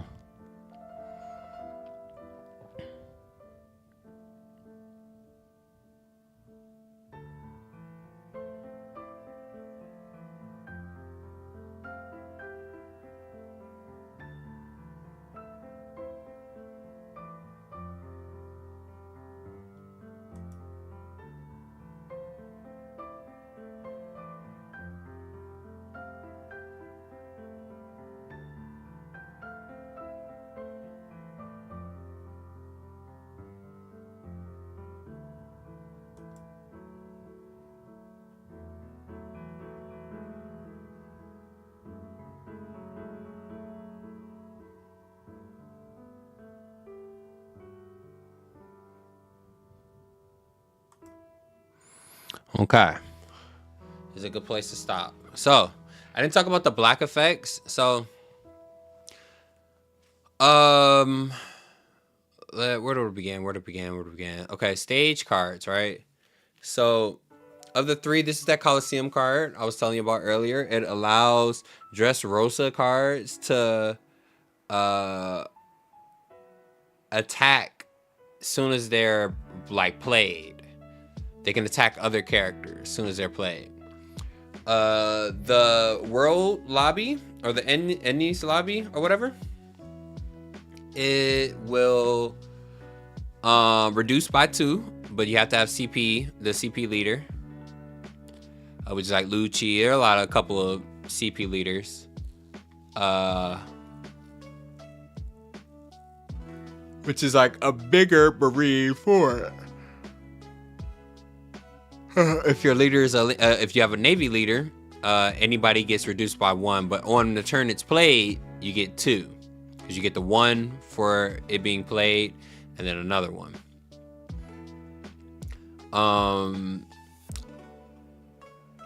Impact Wave. Why did I add this? This is a good card because on trigger, it will KO a 4 or less. It's gonna remove somebody which can sometimes save you an extra attack, right? It can save you an extra attack, or it can remove a blocker out of the way for like the subsequent turn, whatever. Also, when you use this card, you get buffed and you KO a 3 or less, you know? So something like this is huge, can be huge. Now, why did I say this is a good card? This card, for the cost of 1, will go up to 4. Kind of like our boy Frankie. There's a card called Frankie Radical Beam, and it's in the red deck, and it does the same. But it has different stipulations for it to go up to 4. And there's a third card called Blast Breath, which is in the purple deck, which is Kaido's ability, which for 1 cost, you'll go +4. So for Blast Breath, you have to sacrifice a Dawn in order to gain your +4. Not too big of a deal. We got plenty of Dawn to go around. That's why Blast Breath is strong. Kaido's always doing that shit. For Frankie Radical Beam, you have to have 2 or less life. So you have to be almost dead, and your 2K counter now turns into a 4K counter. This is very similar to that stipulation, in that you have to have at least 15 cards in your trash, which is something that is very attainable, and it might be a little bit late game versus early game, depending on how your deck is set up. You might have a situation, I don't know, where you can mill and draw a lot and trash a lot, right? Who knows? So this is a good card. 1 to 4. Gum Gum. What did I add? Both. This is a typical removal, you know, KO 2 or less. Simple, right? Which is like this guy, KO 1 or less, right? It just costs, this costs 1 more. See, these effects say effectively the same thing. And, oddly enough, the triggers do the same thing. Trigger, draw 2, trash 1, which is a hand clean, right? So you're getting 2 new cards, and you get rid of a card you don't need. Huge. This one, you just draw 1, right? So that being said, fuck that pistol. Fuck that pistol. Already reducing. Now, Gum Gum Bell, we might need to keep this one. This is a great card. This is your 10 cost boss killer. Luffy headbutt a nigga. You add a card from life to hand. So essentially pseudo draw, right? We're talking about pseudo blockers. This is a pseudo draw. Because if you think about it, your cards, you're gonna take damage, right? And that's another way of like gaining resource. The only thing that makes it this a slightly stronger than taking damage is because banish is a thing, and banish prevents you from getting that draw power. So that being said, life to hand, which is a similar effect in the yellow color, that's a a power borrow. You normally would see that in the yellow, but it's here in the black. And once you do that, you neg someone by 7 for the turn. Huge. And then the secondary ability is you get to add a character with 2 or less from trash to hand. Now, why is that good? If we look up at the cards we were looking for,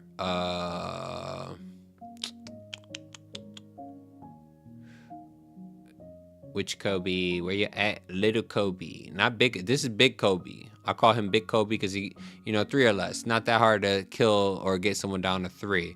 But Little Kobe. No. I did not. But I know he exists. He's right here. Little Kobe. He's a target for that. So there are a couple of targets. 2 or less. This is a 2 or less target. This is a target. This is a target because it's a counter. 2K counter, right? There are targets you can bring for that. That's really but that's actually enough. It's but that's enough because we're playing 2 colors. Gum Gum Bell, good. What else you got? Something like Whiteout. Now Whiteout I used to think was a bad card, right? When I first started playing this game, I now think it's one of the stronger 1 cost 2K counters. So think of it like this, right? You have 2K counters. You have 2K counters, right? This gets played for free. You don't need not for free. You don't need a Dawn to play this card and get the value of 2K defense from it, right? Instead, you get the value on the front end. The value comes on the back end. Now, you would say, yo, this doesn't have a secondary effect, but the trigger, you draw 1 and protect all of your characters. It says they cannot be KO'd no matter what. Period. Kinda good. If you're gonna have a 2K counter anyway, and if you don't mind not having that effect on the front end or whatnot, and we're gonna compare it to the other 2Ks, which will determine if it stays or not, I think the trigger ability will be the what's the name? Difference maker. There we go. Difference maker.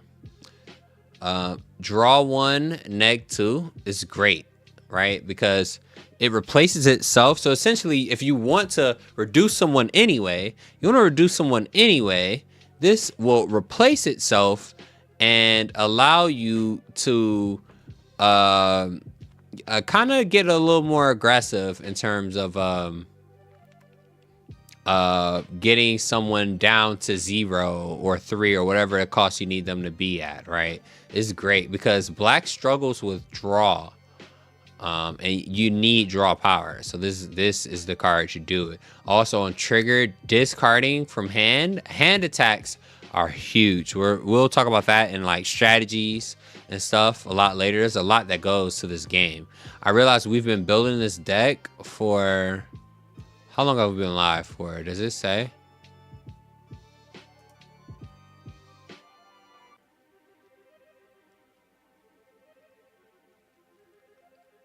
No, it does not.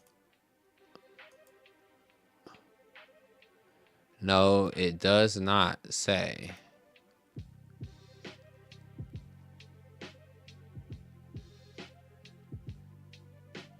Two hours. Is the 2-hour long stream, right? This the beefy in-depth joint. But this is good, right? This is good. Because we'll make a shorter tutorial later. Like we'll edit this video, edit it down, and then chop, bloom, bloom, bloom, cut out all the dead stuff, and we'll do it like that. So cool. Where are we at with it?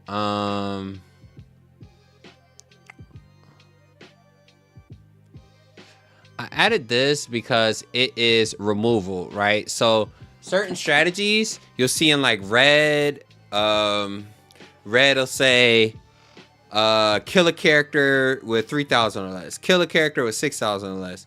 This does essentially the same thing. Kill a character with a cost of 4 or less, right? So pretty good. And if your trash has 15 cards, that goes up to 6 or less, which is not hard to do. Something like this can easily get a 10 cost boss out of the way, right? It's just no getting around it. So, and that's something that you might have to deal with quite often. 10 cost boss. Getting them down to 6 or below, especially depending on how we set it up. This could be good. Not could be, this is going to be good. This is our removal. And it's funny because it's from the Dressrosa deck, right? So it's an OPO4 card. So it's looking like this deck is going to be an OPO4 deck. King Kong Gun. We don't have the Dressrosa type, so we're not going to worry about it now. But this is huge. It turns a person as a late game killer. Because it'll turn one of the Dressrosa cards into, it'll supercharge them and give them double attack, which means you have to block double attacks. Unless you're already low on life, then the double attack kind of does not matter. But if you have not been taking a lot of damage and they've been setting up or whatnot, yeah, this can hurt. This can really hurt. Now, this is a unique card. This might be the only card in the game that says KO a stage with a cost of 3 or less. Currently, every stage in the game costs 3 or less. So, essentially, for a 2 Dawn, you can remove your opponent's stages. Why would you want to do that? Well, some stage cards, like Kaido's was it Onigashima, you know, allows him to get extra Dawn per turn, are devastating. Certain stage cards are like devastating, like this one right here. You know, you want to get that shit out the way if you can. So, and then it has a secondary effect of KO a character if it's 0. Like this is great. This is definitely, there are cards I'm like, yeah, this definitely is gonna stay. I read this. This is a question mark. Give 2 people -2. This is a question mark. It's situational and a question mark.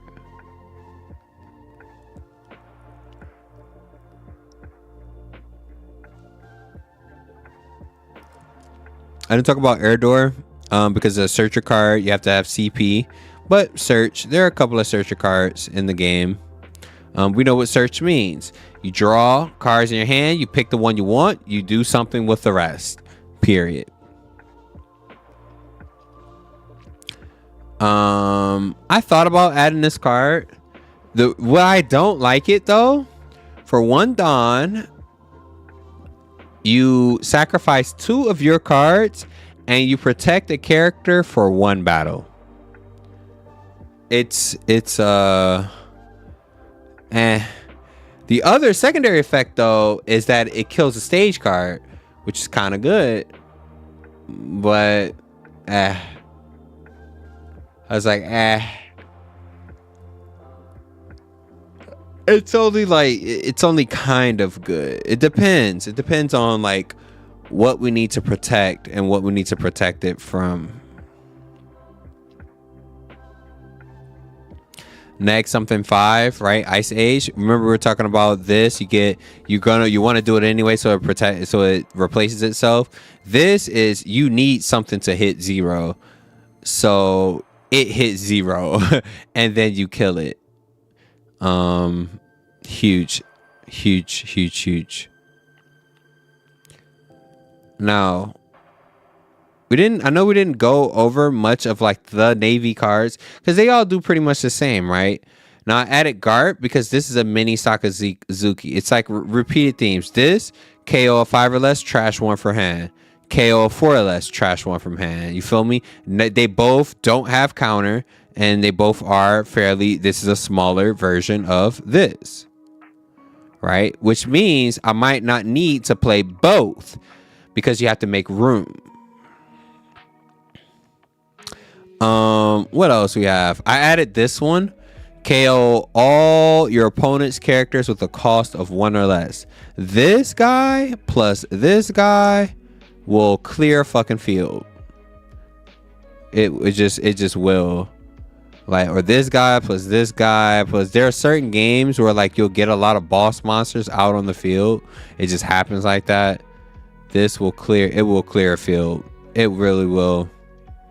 If you have both of these out, right, that's 8 go down to 2. And then you play him and it's over.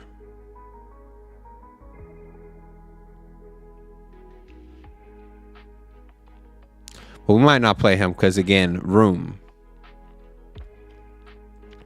What else? Active main. The reason why I like this card, right, is because active main, you can use it as soon as you play it, you can use it. And we'll talk a little bit about turn strategy, and then wrap up this video before we go more into depth on strat.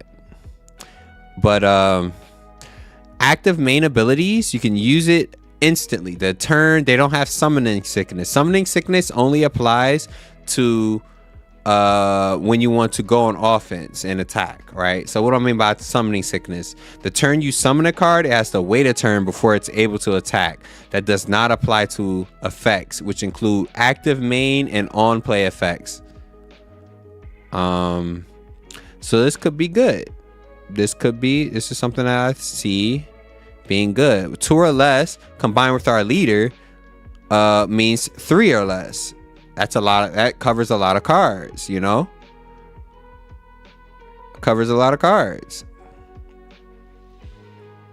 By the way, these are 6K swings. If you're going to put a Don on them, these are 6K swings. What else did I see? I chose quite a bit from I added some vanillas. I added the 5-cost vanillas because of our green Quixote. I'm thinking he might not make it.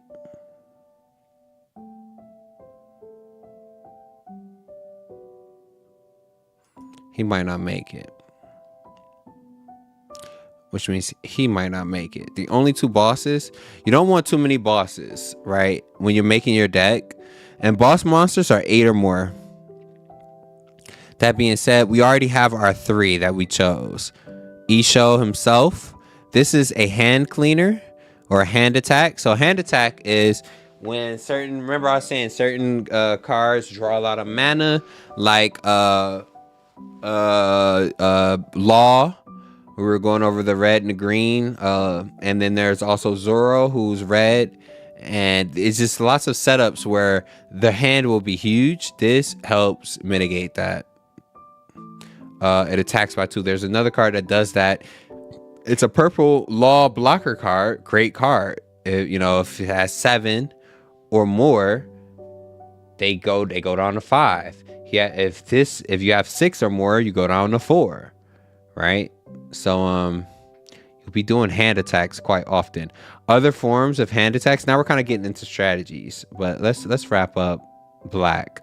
Talking about black. I want to make sure I talk about black extensively, and then we'll go on to what's the name?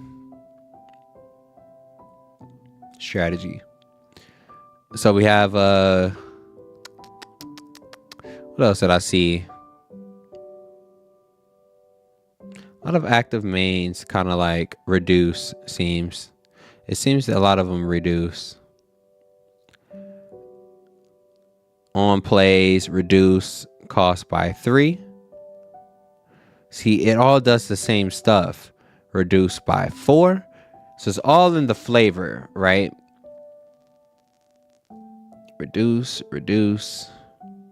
The only other common theme I see is the cannot be KO'd by effects. This is unique to black.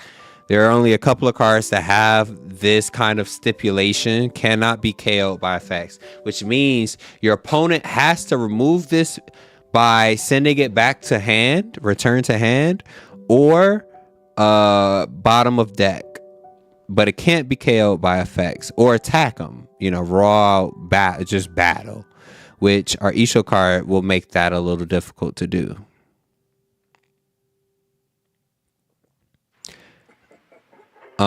So either reduce cost or KO. Those are the 2 themes I'm seeing. Dun, dun, dun. Now, why didn't I add something like this, right? This has KO 1 or less, but you have to rest your leader.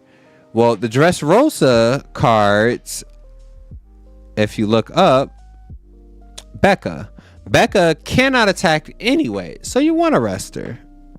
You want to rest her anyway to do it. Stuff like that. It's shit like that. It's like, okay. There's another leader, Iceberg. Stuff like that. That because he can't attack himself, resting him. Sometimes you want to use his ability when you rest. Sometimes you want to use something else when you rest. Like for example, this card here. You rest Rebecca and he protects himself. He can't, he soaks up a KO. This is Rebecca. Or rest the Coliseum, or both, right? It becomes a very sticky, problematic. If you can't KO it, you have to remove it from the field by other means.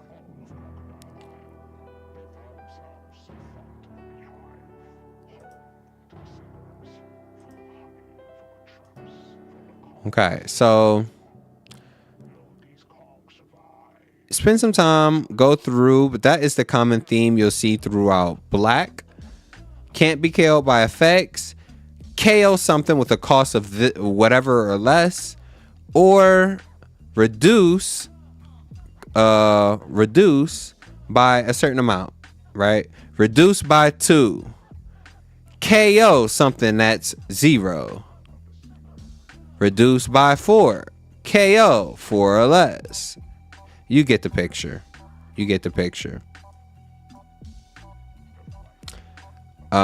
This is a unique card. This card having Rush is very unique to...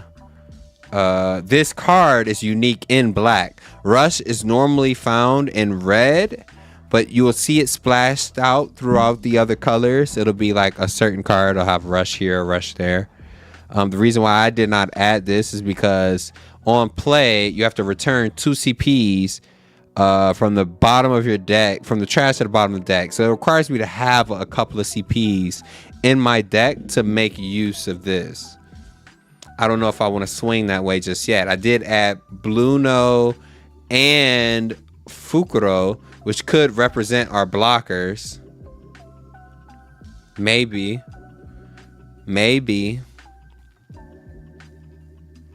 So, question mark.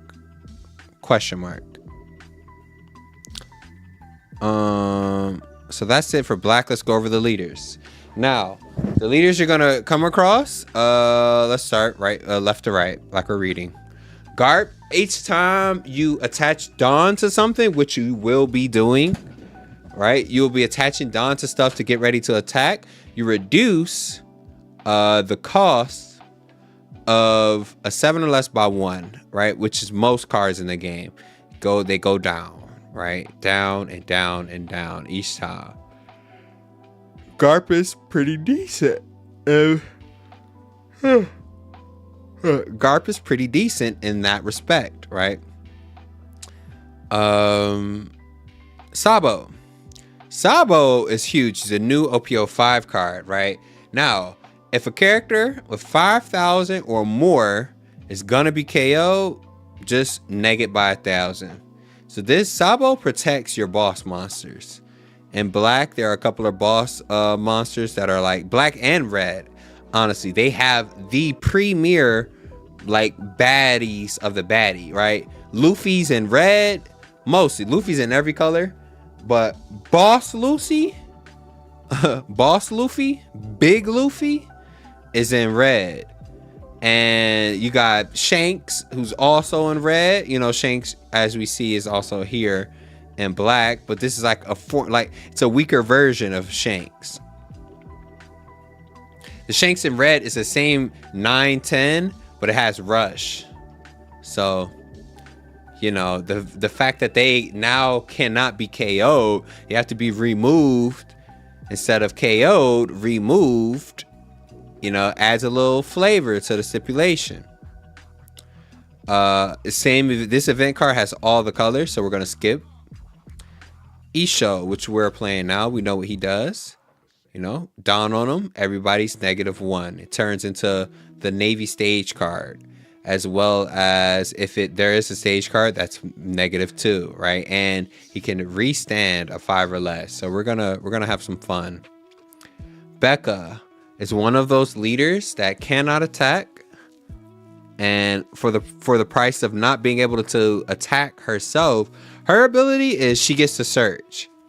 If you have 6 or less in your hand, you can search and add to, so you essentially get to draw 2 with Becca until you get to about 6 cards. So she's used to having a large hand. Becca likes them big, okay? So that being said, this is a pretty good deck. I have trouble when you set it up right. This can be pretty good, even though she cannot attack herself. She has plenty of cards that can represent her on the battlefield. For example, Luffy. Speaking of Luffy, this is a beefy ass big boy. Luffy hits the field and he can attack active characters. That's huge because they don't have to be rested. In One Piece card game, as you know, you can only attack characters if they're arrested. Luffy ignores that. On top of that, right, you can return 7 cards from your trash at the bottom of the deck, and he gets to do it twice. He gets to attack twice, and at the cost of not being set active. Then during your next refresh phase, this character cannot be set to active, right? So kind of huge. He burns himself out, as we know from the show, when he first gained this ability, he had to like, I gotta chill for, it was like 10-15 minutes or something like that, right? But very great card. Also, you know, Kairos represents her on the battlefield. He's gonna be there. He's a sticky card. He's gonna be doing the attacking for Rebecca. Period. Let's go back. So we have Sakazuki is a new leader. This card to draw one. So what this tells me is he gets to hand clean, right? What do I mean by hand clean? Hand clean is a strategy where, let's say you have a dead card, meaning a card that you cannot use. You can't use as effect, or maybe you have 2 stage cards and you only really need 1. You get to hand clean. So that's kind of decent, right? You just do it. You just hand clean. But you also, when you attack, you get to reduce someone by 1. So it's almost like the stage card, kind of similar to Isho. Isho is everybody. Sakazuki is a 1. So we might fuck with Sakazuki at some point, right? Simply because the colors. Now you also got to look at the colors.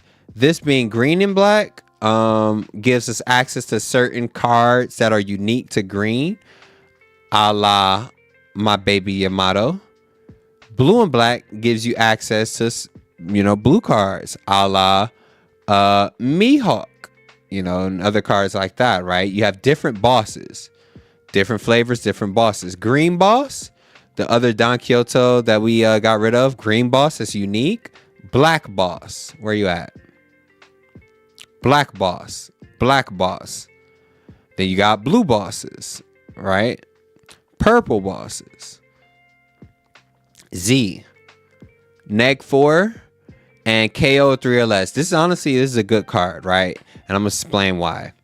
This gives you a mini Garp or Sakazuki effect, right? A mini effect, but you don't have to trash to do it. You have to give up your Dawn in order to do it.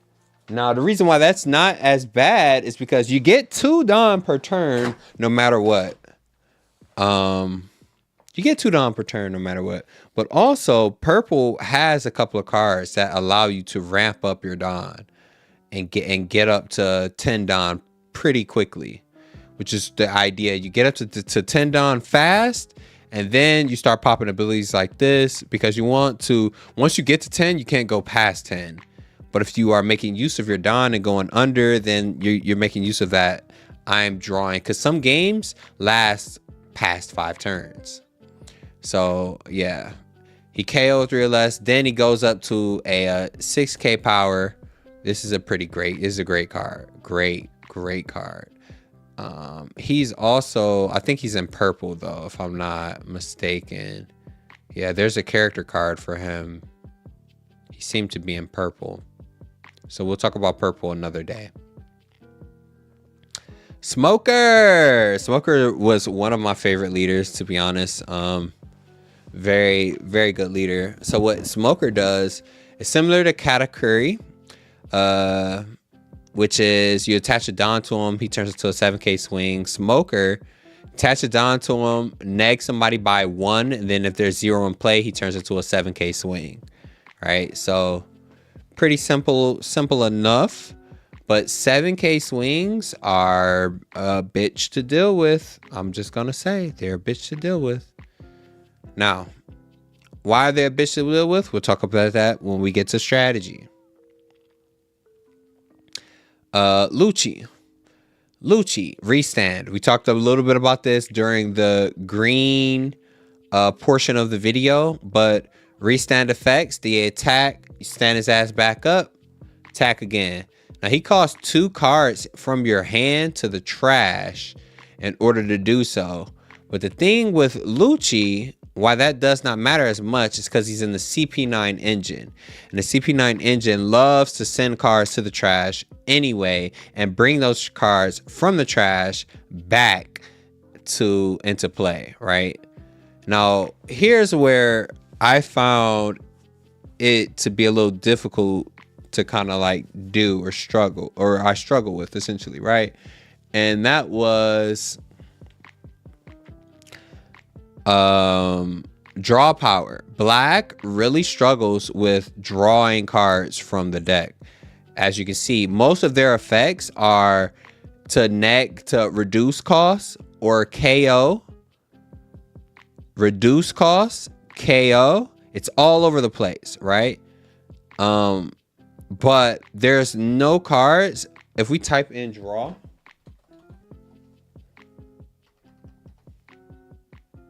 let's see, brackets.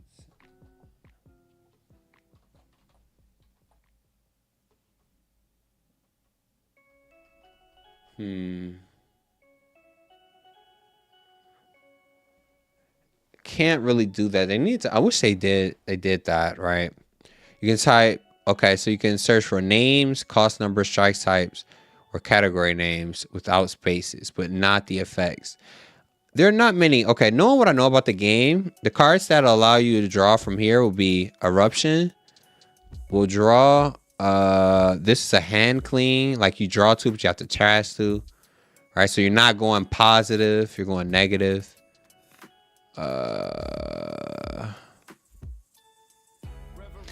And pseudo draw, which is your search. So where is he? Search, pseudo draw. But this isn't even really a draw. It's kind of like, you feel me? You are replacing, if you will. Draw. It's not many cards that will allow you to draw, but even then, right? Pseudo draw, replacing himself. It's not like, you know, it struggles. It struggles. There's not much that says draw. I got to find my way. All right, almost at the end. So we got Big Mom.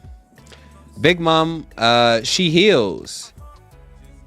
And she's one of the 4 Empress leaders. And of course, Big Mom Pirates. Big Mom do big things, all right? When she gets down to low life. For the cost of 4 is the 4 Dawn move, right? You attack with 2. You rest 2.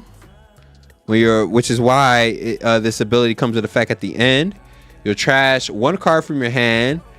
And you get to then put a card from the deck to life, I believe, right? If you have 1 or less cards in your life, you go deck to life. You go up to 2 when she gets to the end. So it gets a little hard. A similar card to this will be Queen, right? So the thing is that it costs 4 Dawn to do. Can be beefy. I have not figured out how to get this to work yet, but we might. This is a Black Zuki, and Black Zuki, different from Blue Zuki, he gets his trash for the cost of 3 Dawn. You trash a card, KO a 1 or less. Honestly, this is expensive. 3 Dawn plus a card from your hand to KO a 1 or less. This is expensive. I've not figured out how to get this to work. This might be one of the weaker leaders because of how expensive it is to just use his effect. And if you're not using your leader's effect, essentially, you might as well just have a 5k, you feel me? Like, Black Luffy leader. When a character is KO, give up to 1 Dawn to this leader. So this could be huge, right? KO characters are gonna get KO'd, and it's for like on your turn, right? So maybe not. Who knows, right? Because characters being KO'd on your turn is not common. It happens, but it's not common. All right, mostly characters will get KO'd on your opponent's turn. something that will make you get KO'd on your turn is if, like, let's say there's a card in purple. I call it a zombie, right? It's killer, and when he dies, he takes somebody with him, right? That's an example of that.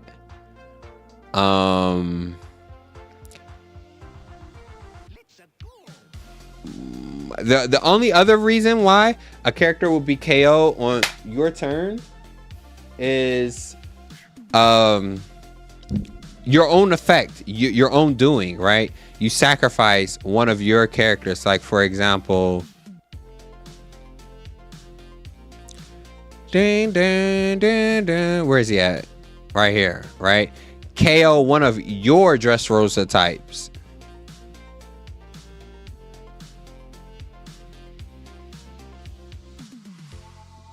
But this doesn't happen quite often. So that's black. And that's that in a nutshell. Now, we are going to, as we reduce, we're going to talk about strategy. So we'll pull up both black and green. So we'll have all of our cards available for us.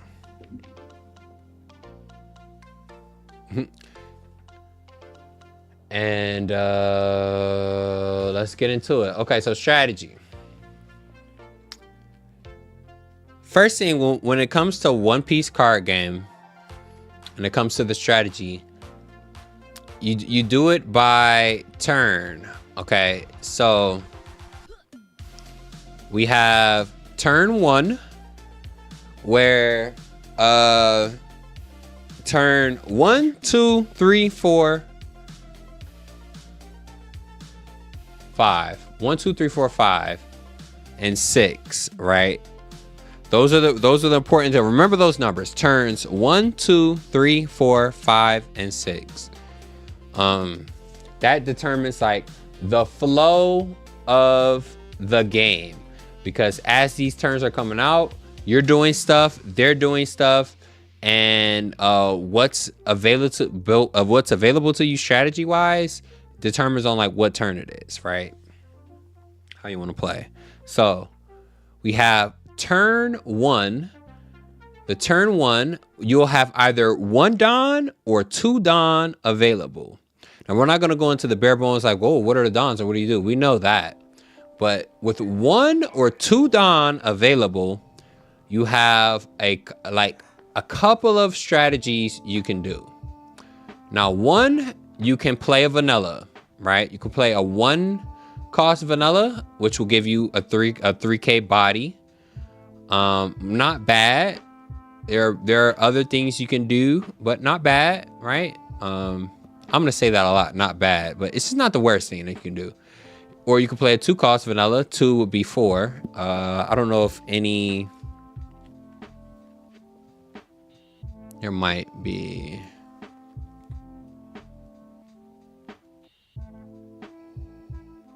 Right here, full body. See, 2 cost vanilla, right? Vanilla meaning he has no effects. He's just counter 1, you know, play for 2. So you play him on the first turn. Turn 2, he's probably swinging, right? If you will go second, and then your 1 cost cards, right? We have so yeah, this would probably be better. I'll do with that. So let's go 1 cost. If you're the first person to go, you have 1 Dawn available. What can we do? Now, A, you can search, right? Momonosuke can't search because he needs a Dawn to search. He needs to use a Dawn to search, right? You got to use a Dawn to play him and then use another Dawn to search. So this is a turn 2 play. But let's say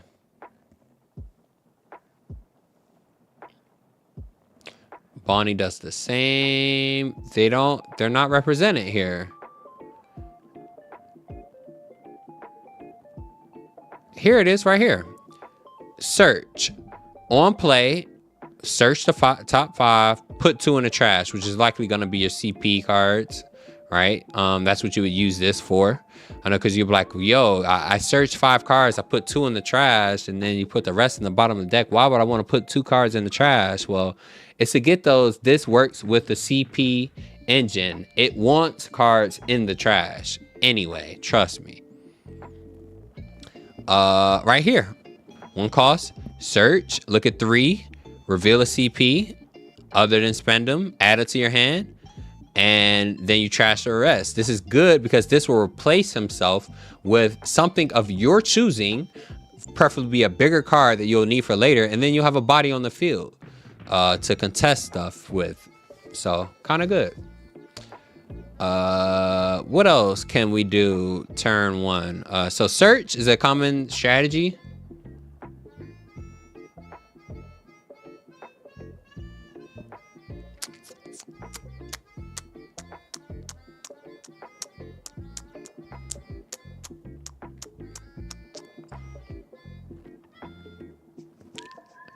Search, add it to your hand, trash them rest.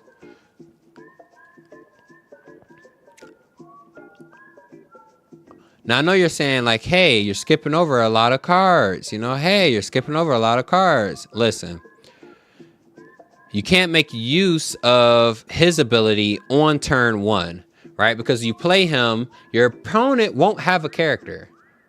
So make up to one of your opponent's characters. Already, they won't have a character. So you can't use this. Can't use this. Up to one of your characters, you're only going to have 1 character. All right, we have to be mindful of strategy. Turn 1. Stuff you can do. Search. You can... so just be in mind, if I skip something and I'm reading it and it's like, you know, it's because you can't make use of the effect on turn 1. We're talking turn 1 strategy. Now, another thing you can do turn 1 is block. Set up a blocker, they're on the field. Blocker on the field. Set it and forget it. Use this block when you need it. Period. Right? So search, block, or establish an effect card for later. So for example, if you have turn 1, you have Momonosuke, even though you can't use his effect turn 1, you might be able to use his effect later, which will come in a key. Same thing with like Bellamy, right? You can't use her effect turn 1, but you can get her on the field and use it later, which means that because she's on the field, your opponent will have to use something to get her off the field. Unless they want to just like have it sitting around. I don't fucking know. But, you know, this is you establish, you either set up a blocker, you establish, or you search. Those are the 3 things you can do turn 1. And in turn 1, you either have 1 Don or 2 Don. Some other things you can establish, right, is a character. He has summoning sickness, but you can't attack on the first turn anyway. So you set him on the first turn if you're going second, and then your first available turn to attack, you attack with him, and it looks like you get to rest one of your opponent's blockers or one of your opponent's searchers, depending on who, right? You know, it's establishing. Establish. This is a block. Set up a block. Turn 1. Set up, establish something for later. Get them on the field. For turn 2 or later, you'll be able to use these abilities, and if they KO it, you know, anyway, you get his effect. So these are great cards to use on turn 1.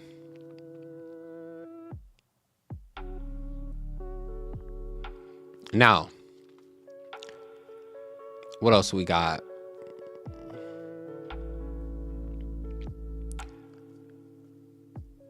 Turn 2. So let's talk turn 2. Turn 2, the Don you'll have available to you is 3 or 4. So let's go over the 3s. 3 or 4. So turn 2 is the first available turn that you can attack, regardless of if you went first or if you went second. Right? So if you went first, you will have 3 Dawn ready to attack. Now, if you've established something on turn 1, which with your 1 cost, right? Like Bellamy, for example. Turn 2, you can juice and turn this into a 9k swing, which is guaranteed to hit your opponent. A 9k swing on the second turn, they're going to take a life. So most people don't block anyway, right? But this is, you're going to take a life. I'm making you take a life with my 3 Dawn. So that's one option you can do on turn 2. Use all 3 of your Dawn and swing big, right? Make your opponent take a life.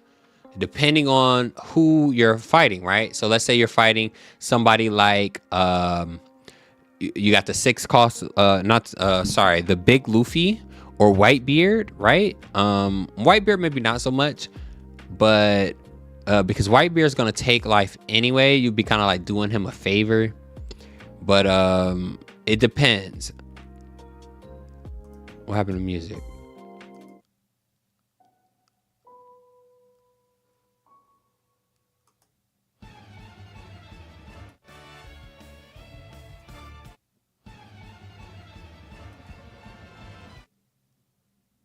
What happened to the music?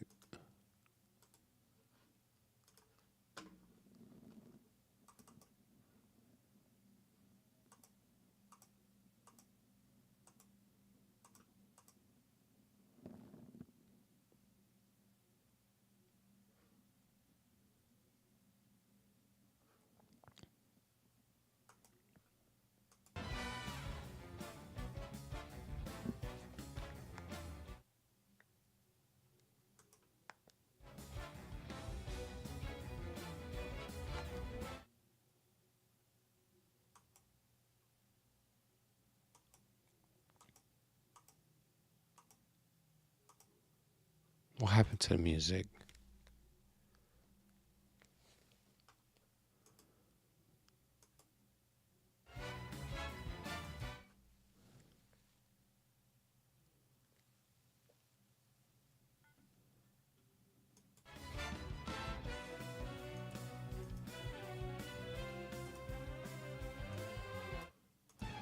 So, turn 2, we're attacking. You can use your Dawn, 3 Dawn to swing large. Why you might want to do that is there's the big Luffy that has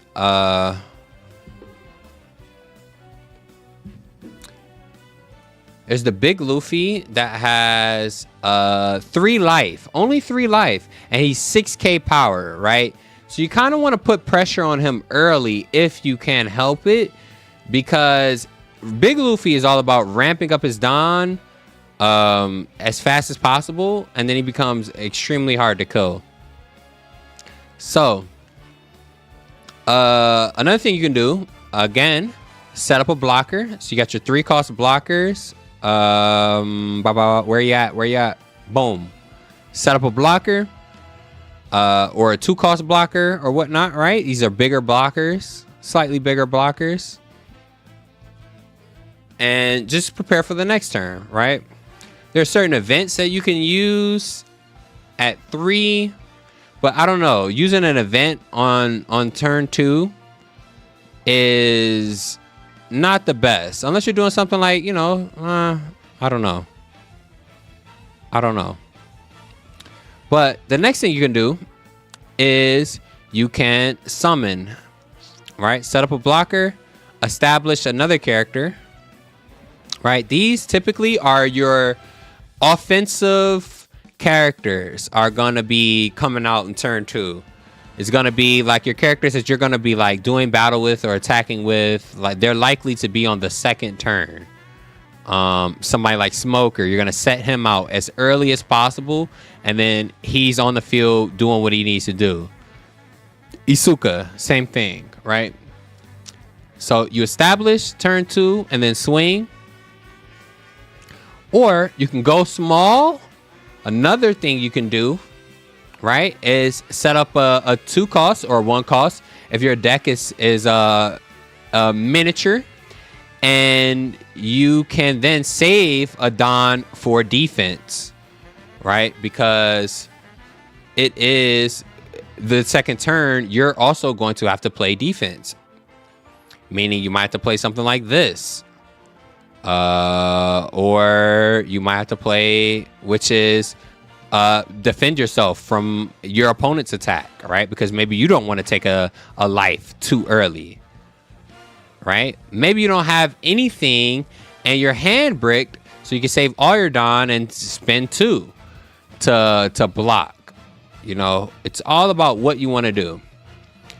3 cost events, not much. There is one in another color that will allow you to ramp, right? There are like on play abilities and event cards that allow you to juice up your Don, which are really, really good.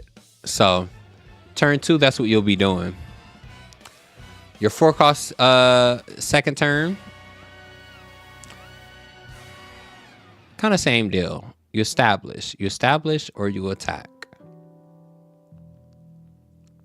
right? Might need to remove something troublesome came out turn 1. Might need to remove early. Who knows?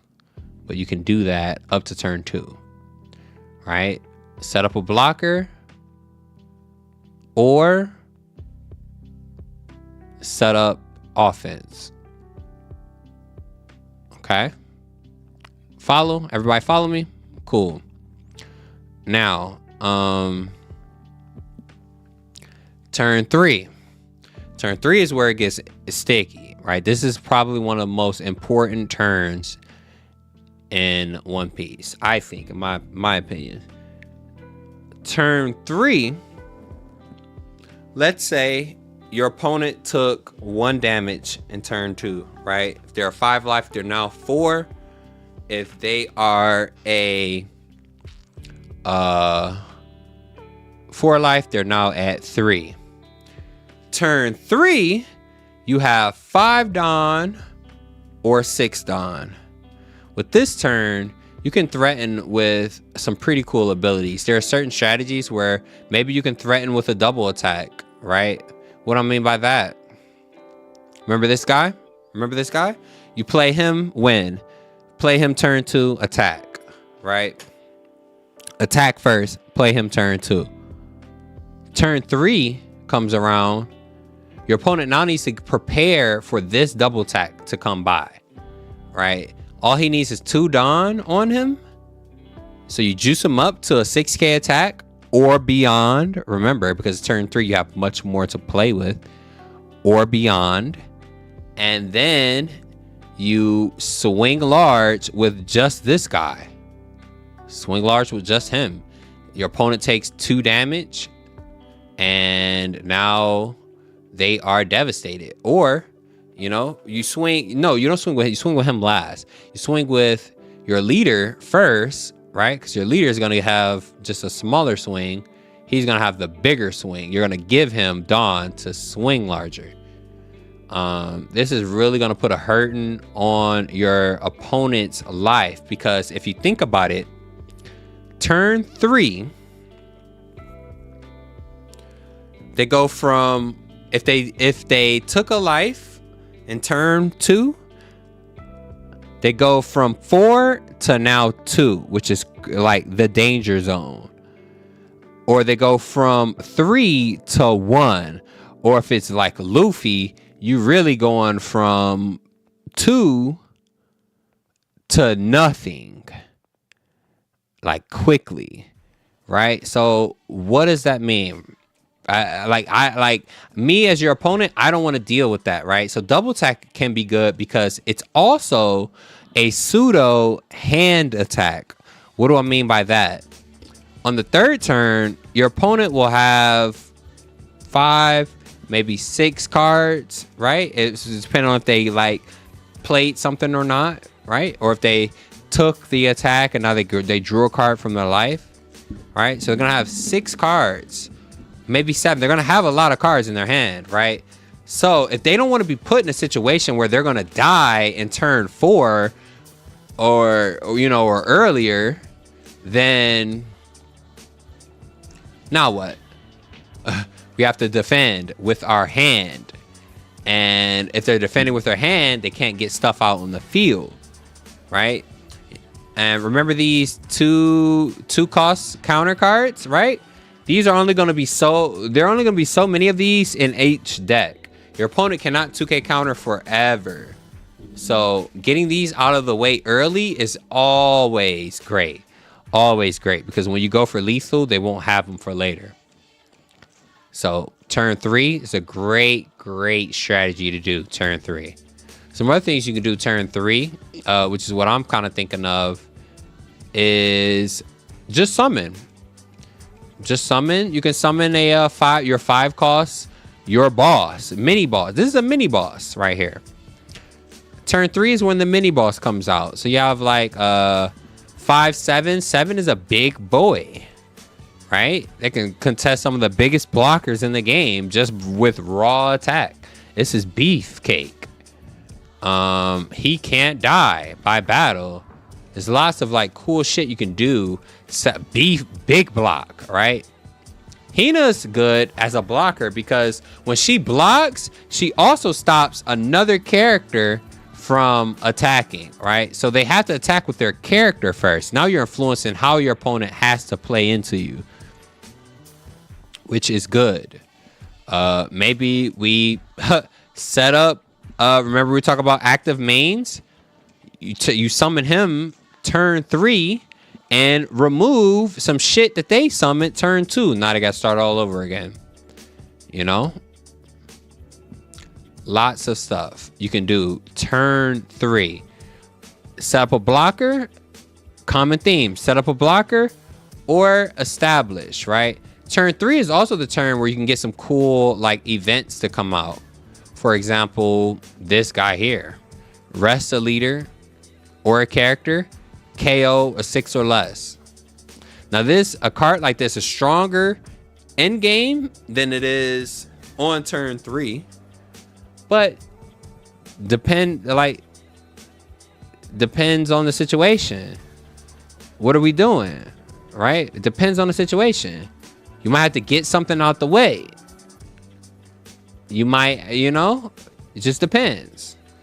You might have to remove a character and sit your leader down. I don't know why you would sit their leader down on main, but on counter, this becomes like you save your Don, you just attack raw. You have 5 Don up. This can effectively stop 2 attacks. This will stop 2 attacks. The person that attacked, you counter. What kind of attack is it? Did he attack large or did he attack small? A cheap. Is it a cheap attack or did he go big? If it's a cheap attack, I could use this, stop your other incoming attack, whether it be a leader or a character, right? And then KO. Then KO something that's rested. Or he attack with a character that's 6 or less, sit his ass down and then kill it. Like lots you can do. It's very versatile. It's lots of things you can do with your Don. So you can save your Don or you can spend it. Summoning or blocking. Those are some common things you're going to see turn 3 come out. The mini bosses. 5 or 6 Dons. So let's look at the 6 Dons. Not many 6 Dons. This is where stuff kind of gets scarce. This is common for a lot of colors. Not many 5, 6, 7, 8 cost cards, 9, 10 even, right? Most of your cards are going to be like 4 or less. 4 or less or 5 or less.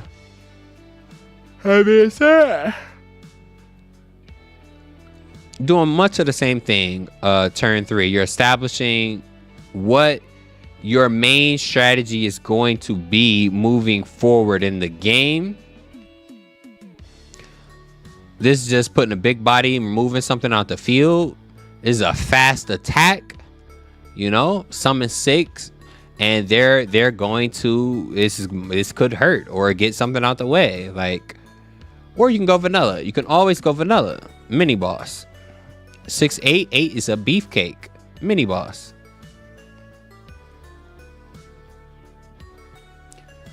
So turn 3 is where mini bosses come out. And I call them mini bosses because these are like typically your 5 or 6 cost cards.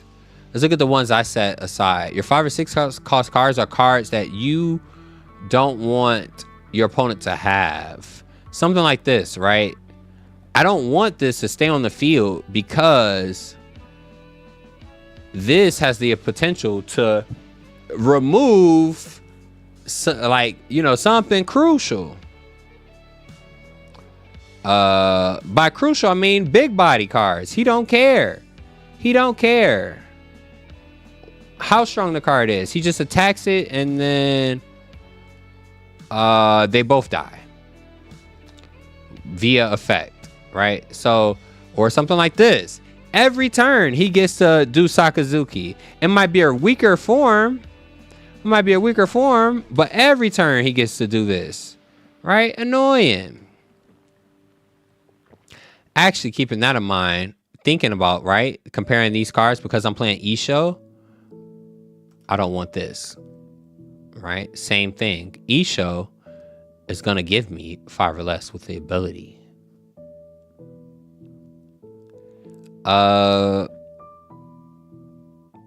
Lots we're doing. Established. This is establishing further for late game establishment, which I'm not mad at, but I might not want him neither. We're really going to start cutting now because you only really need a couple of big bosses. Mini bosses, I mean.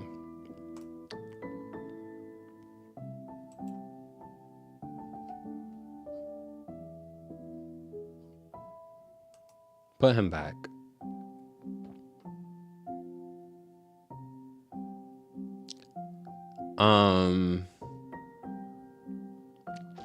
What else we got? Now turn 4, this is where bosses come out, right? So turn 4 is your 7 or 8 Dawn turn.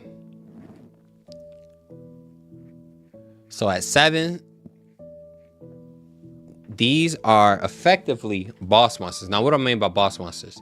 A boss monster is troublesome to deal with, right? He's a blocker. This is a blocker that can attack. So he's going to be swinging for 7 and then turn around and blocking for 7. Swinging for 7, blocking for 7. This is trouble. Him. He hits the field. He's bringing like 3-4 people with him. And he's a blocker. This is troublesome. Him. This is trouble, right? He's swinging into your characters, regardless if they are set or not. And, and he's doing it twice. Troublesome. That's what I mean by boss monsters. These are troublesome cards that if you can deal with them, you absolutely should deal with them. Because if they stay on the field, they will be trouble for you. Looking at these, same thing. Same situation, right? 8 costs. We have the 2 that we chose, which were Isho. ISS.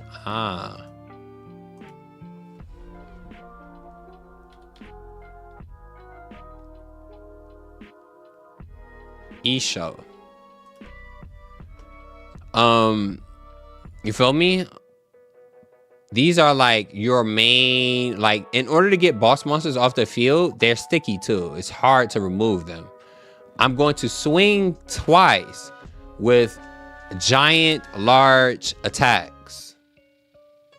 If you don't do something about this card, you are never going to touch me unless you do something about this card.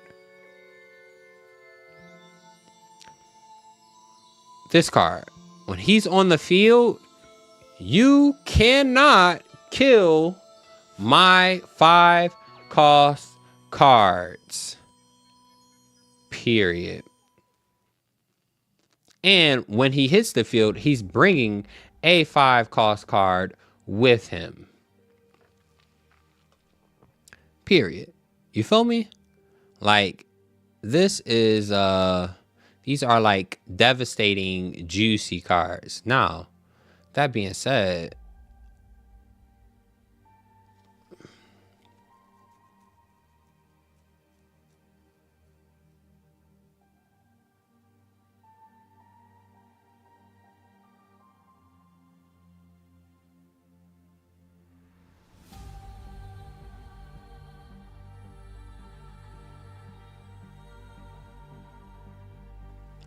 I was thinking I might want to add this to the deck.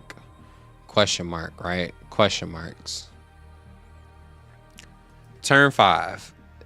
Turn 5 is important because if you went first, you have 9. So this is where your there are no 9 cost green or yellows, right? Except for Shanks, right? But typically this is also a boss monster. There are quite a few of them at the 9 cost category. Black or green just happens to not have many, but there are some troublesome, trust me. Big boss, right? 10,000 power, we're talking 10,000 or better. That's what we're talking. Not much better, but mostly 10,000 around there, or like 9K or something crazy like that, right? But the effects are stupid. So that being said, let's go to the 10s. The 10s, these are your super bosses. You usually, typically, depends on the kind of super boss, right? Now you can have like having 4 of these is great because you play this and then you play it again and then you play it again, right? And your opponent never gets to play the game again. Or you play this and you play another one and then all of a sudden anything dies. Everything dies. It's shit like that that is devastating strategies off the boss monsters alone. You play a big mom, she crits and she blocks for the subsequent turn, and then you do it again and again. Like, it's like troublesome. And what I mean by again, you do it this turn and then the next turn you're gonna summon them again. You feel me? To get like a juicier effect or something like that. So that's a quick run through of the turns. I think in another video, another time, we're going to talk about the pseudo strategies, pseudo blockers, and we're going to further reduce our Isho deck to get it up to snuff. So for now, we're going to hit save, and we are going to end stream. Thanks for watching, everybody.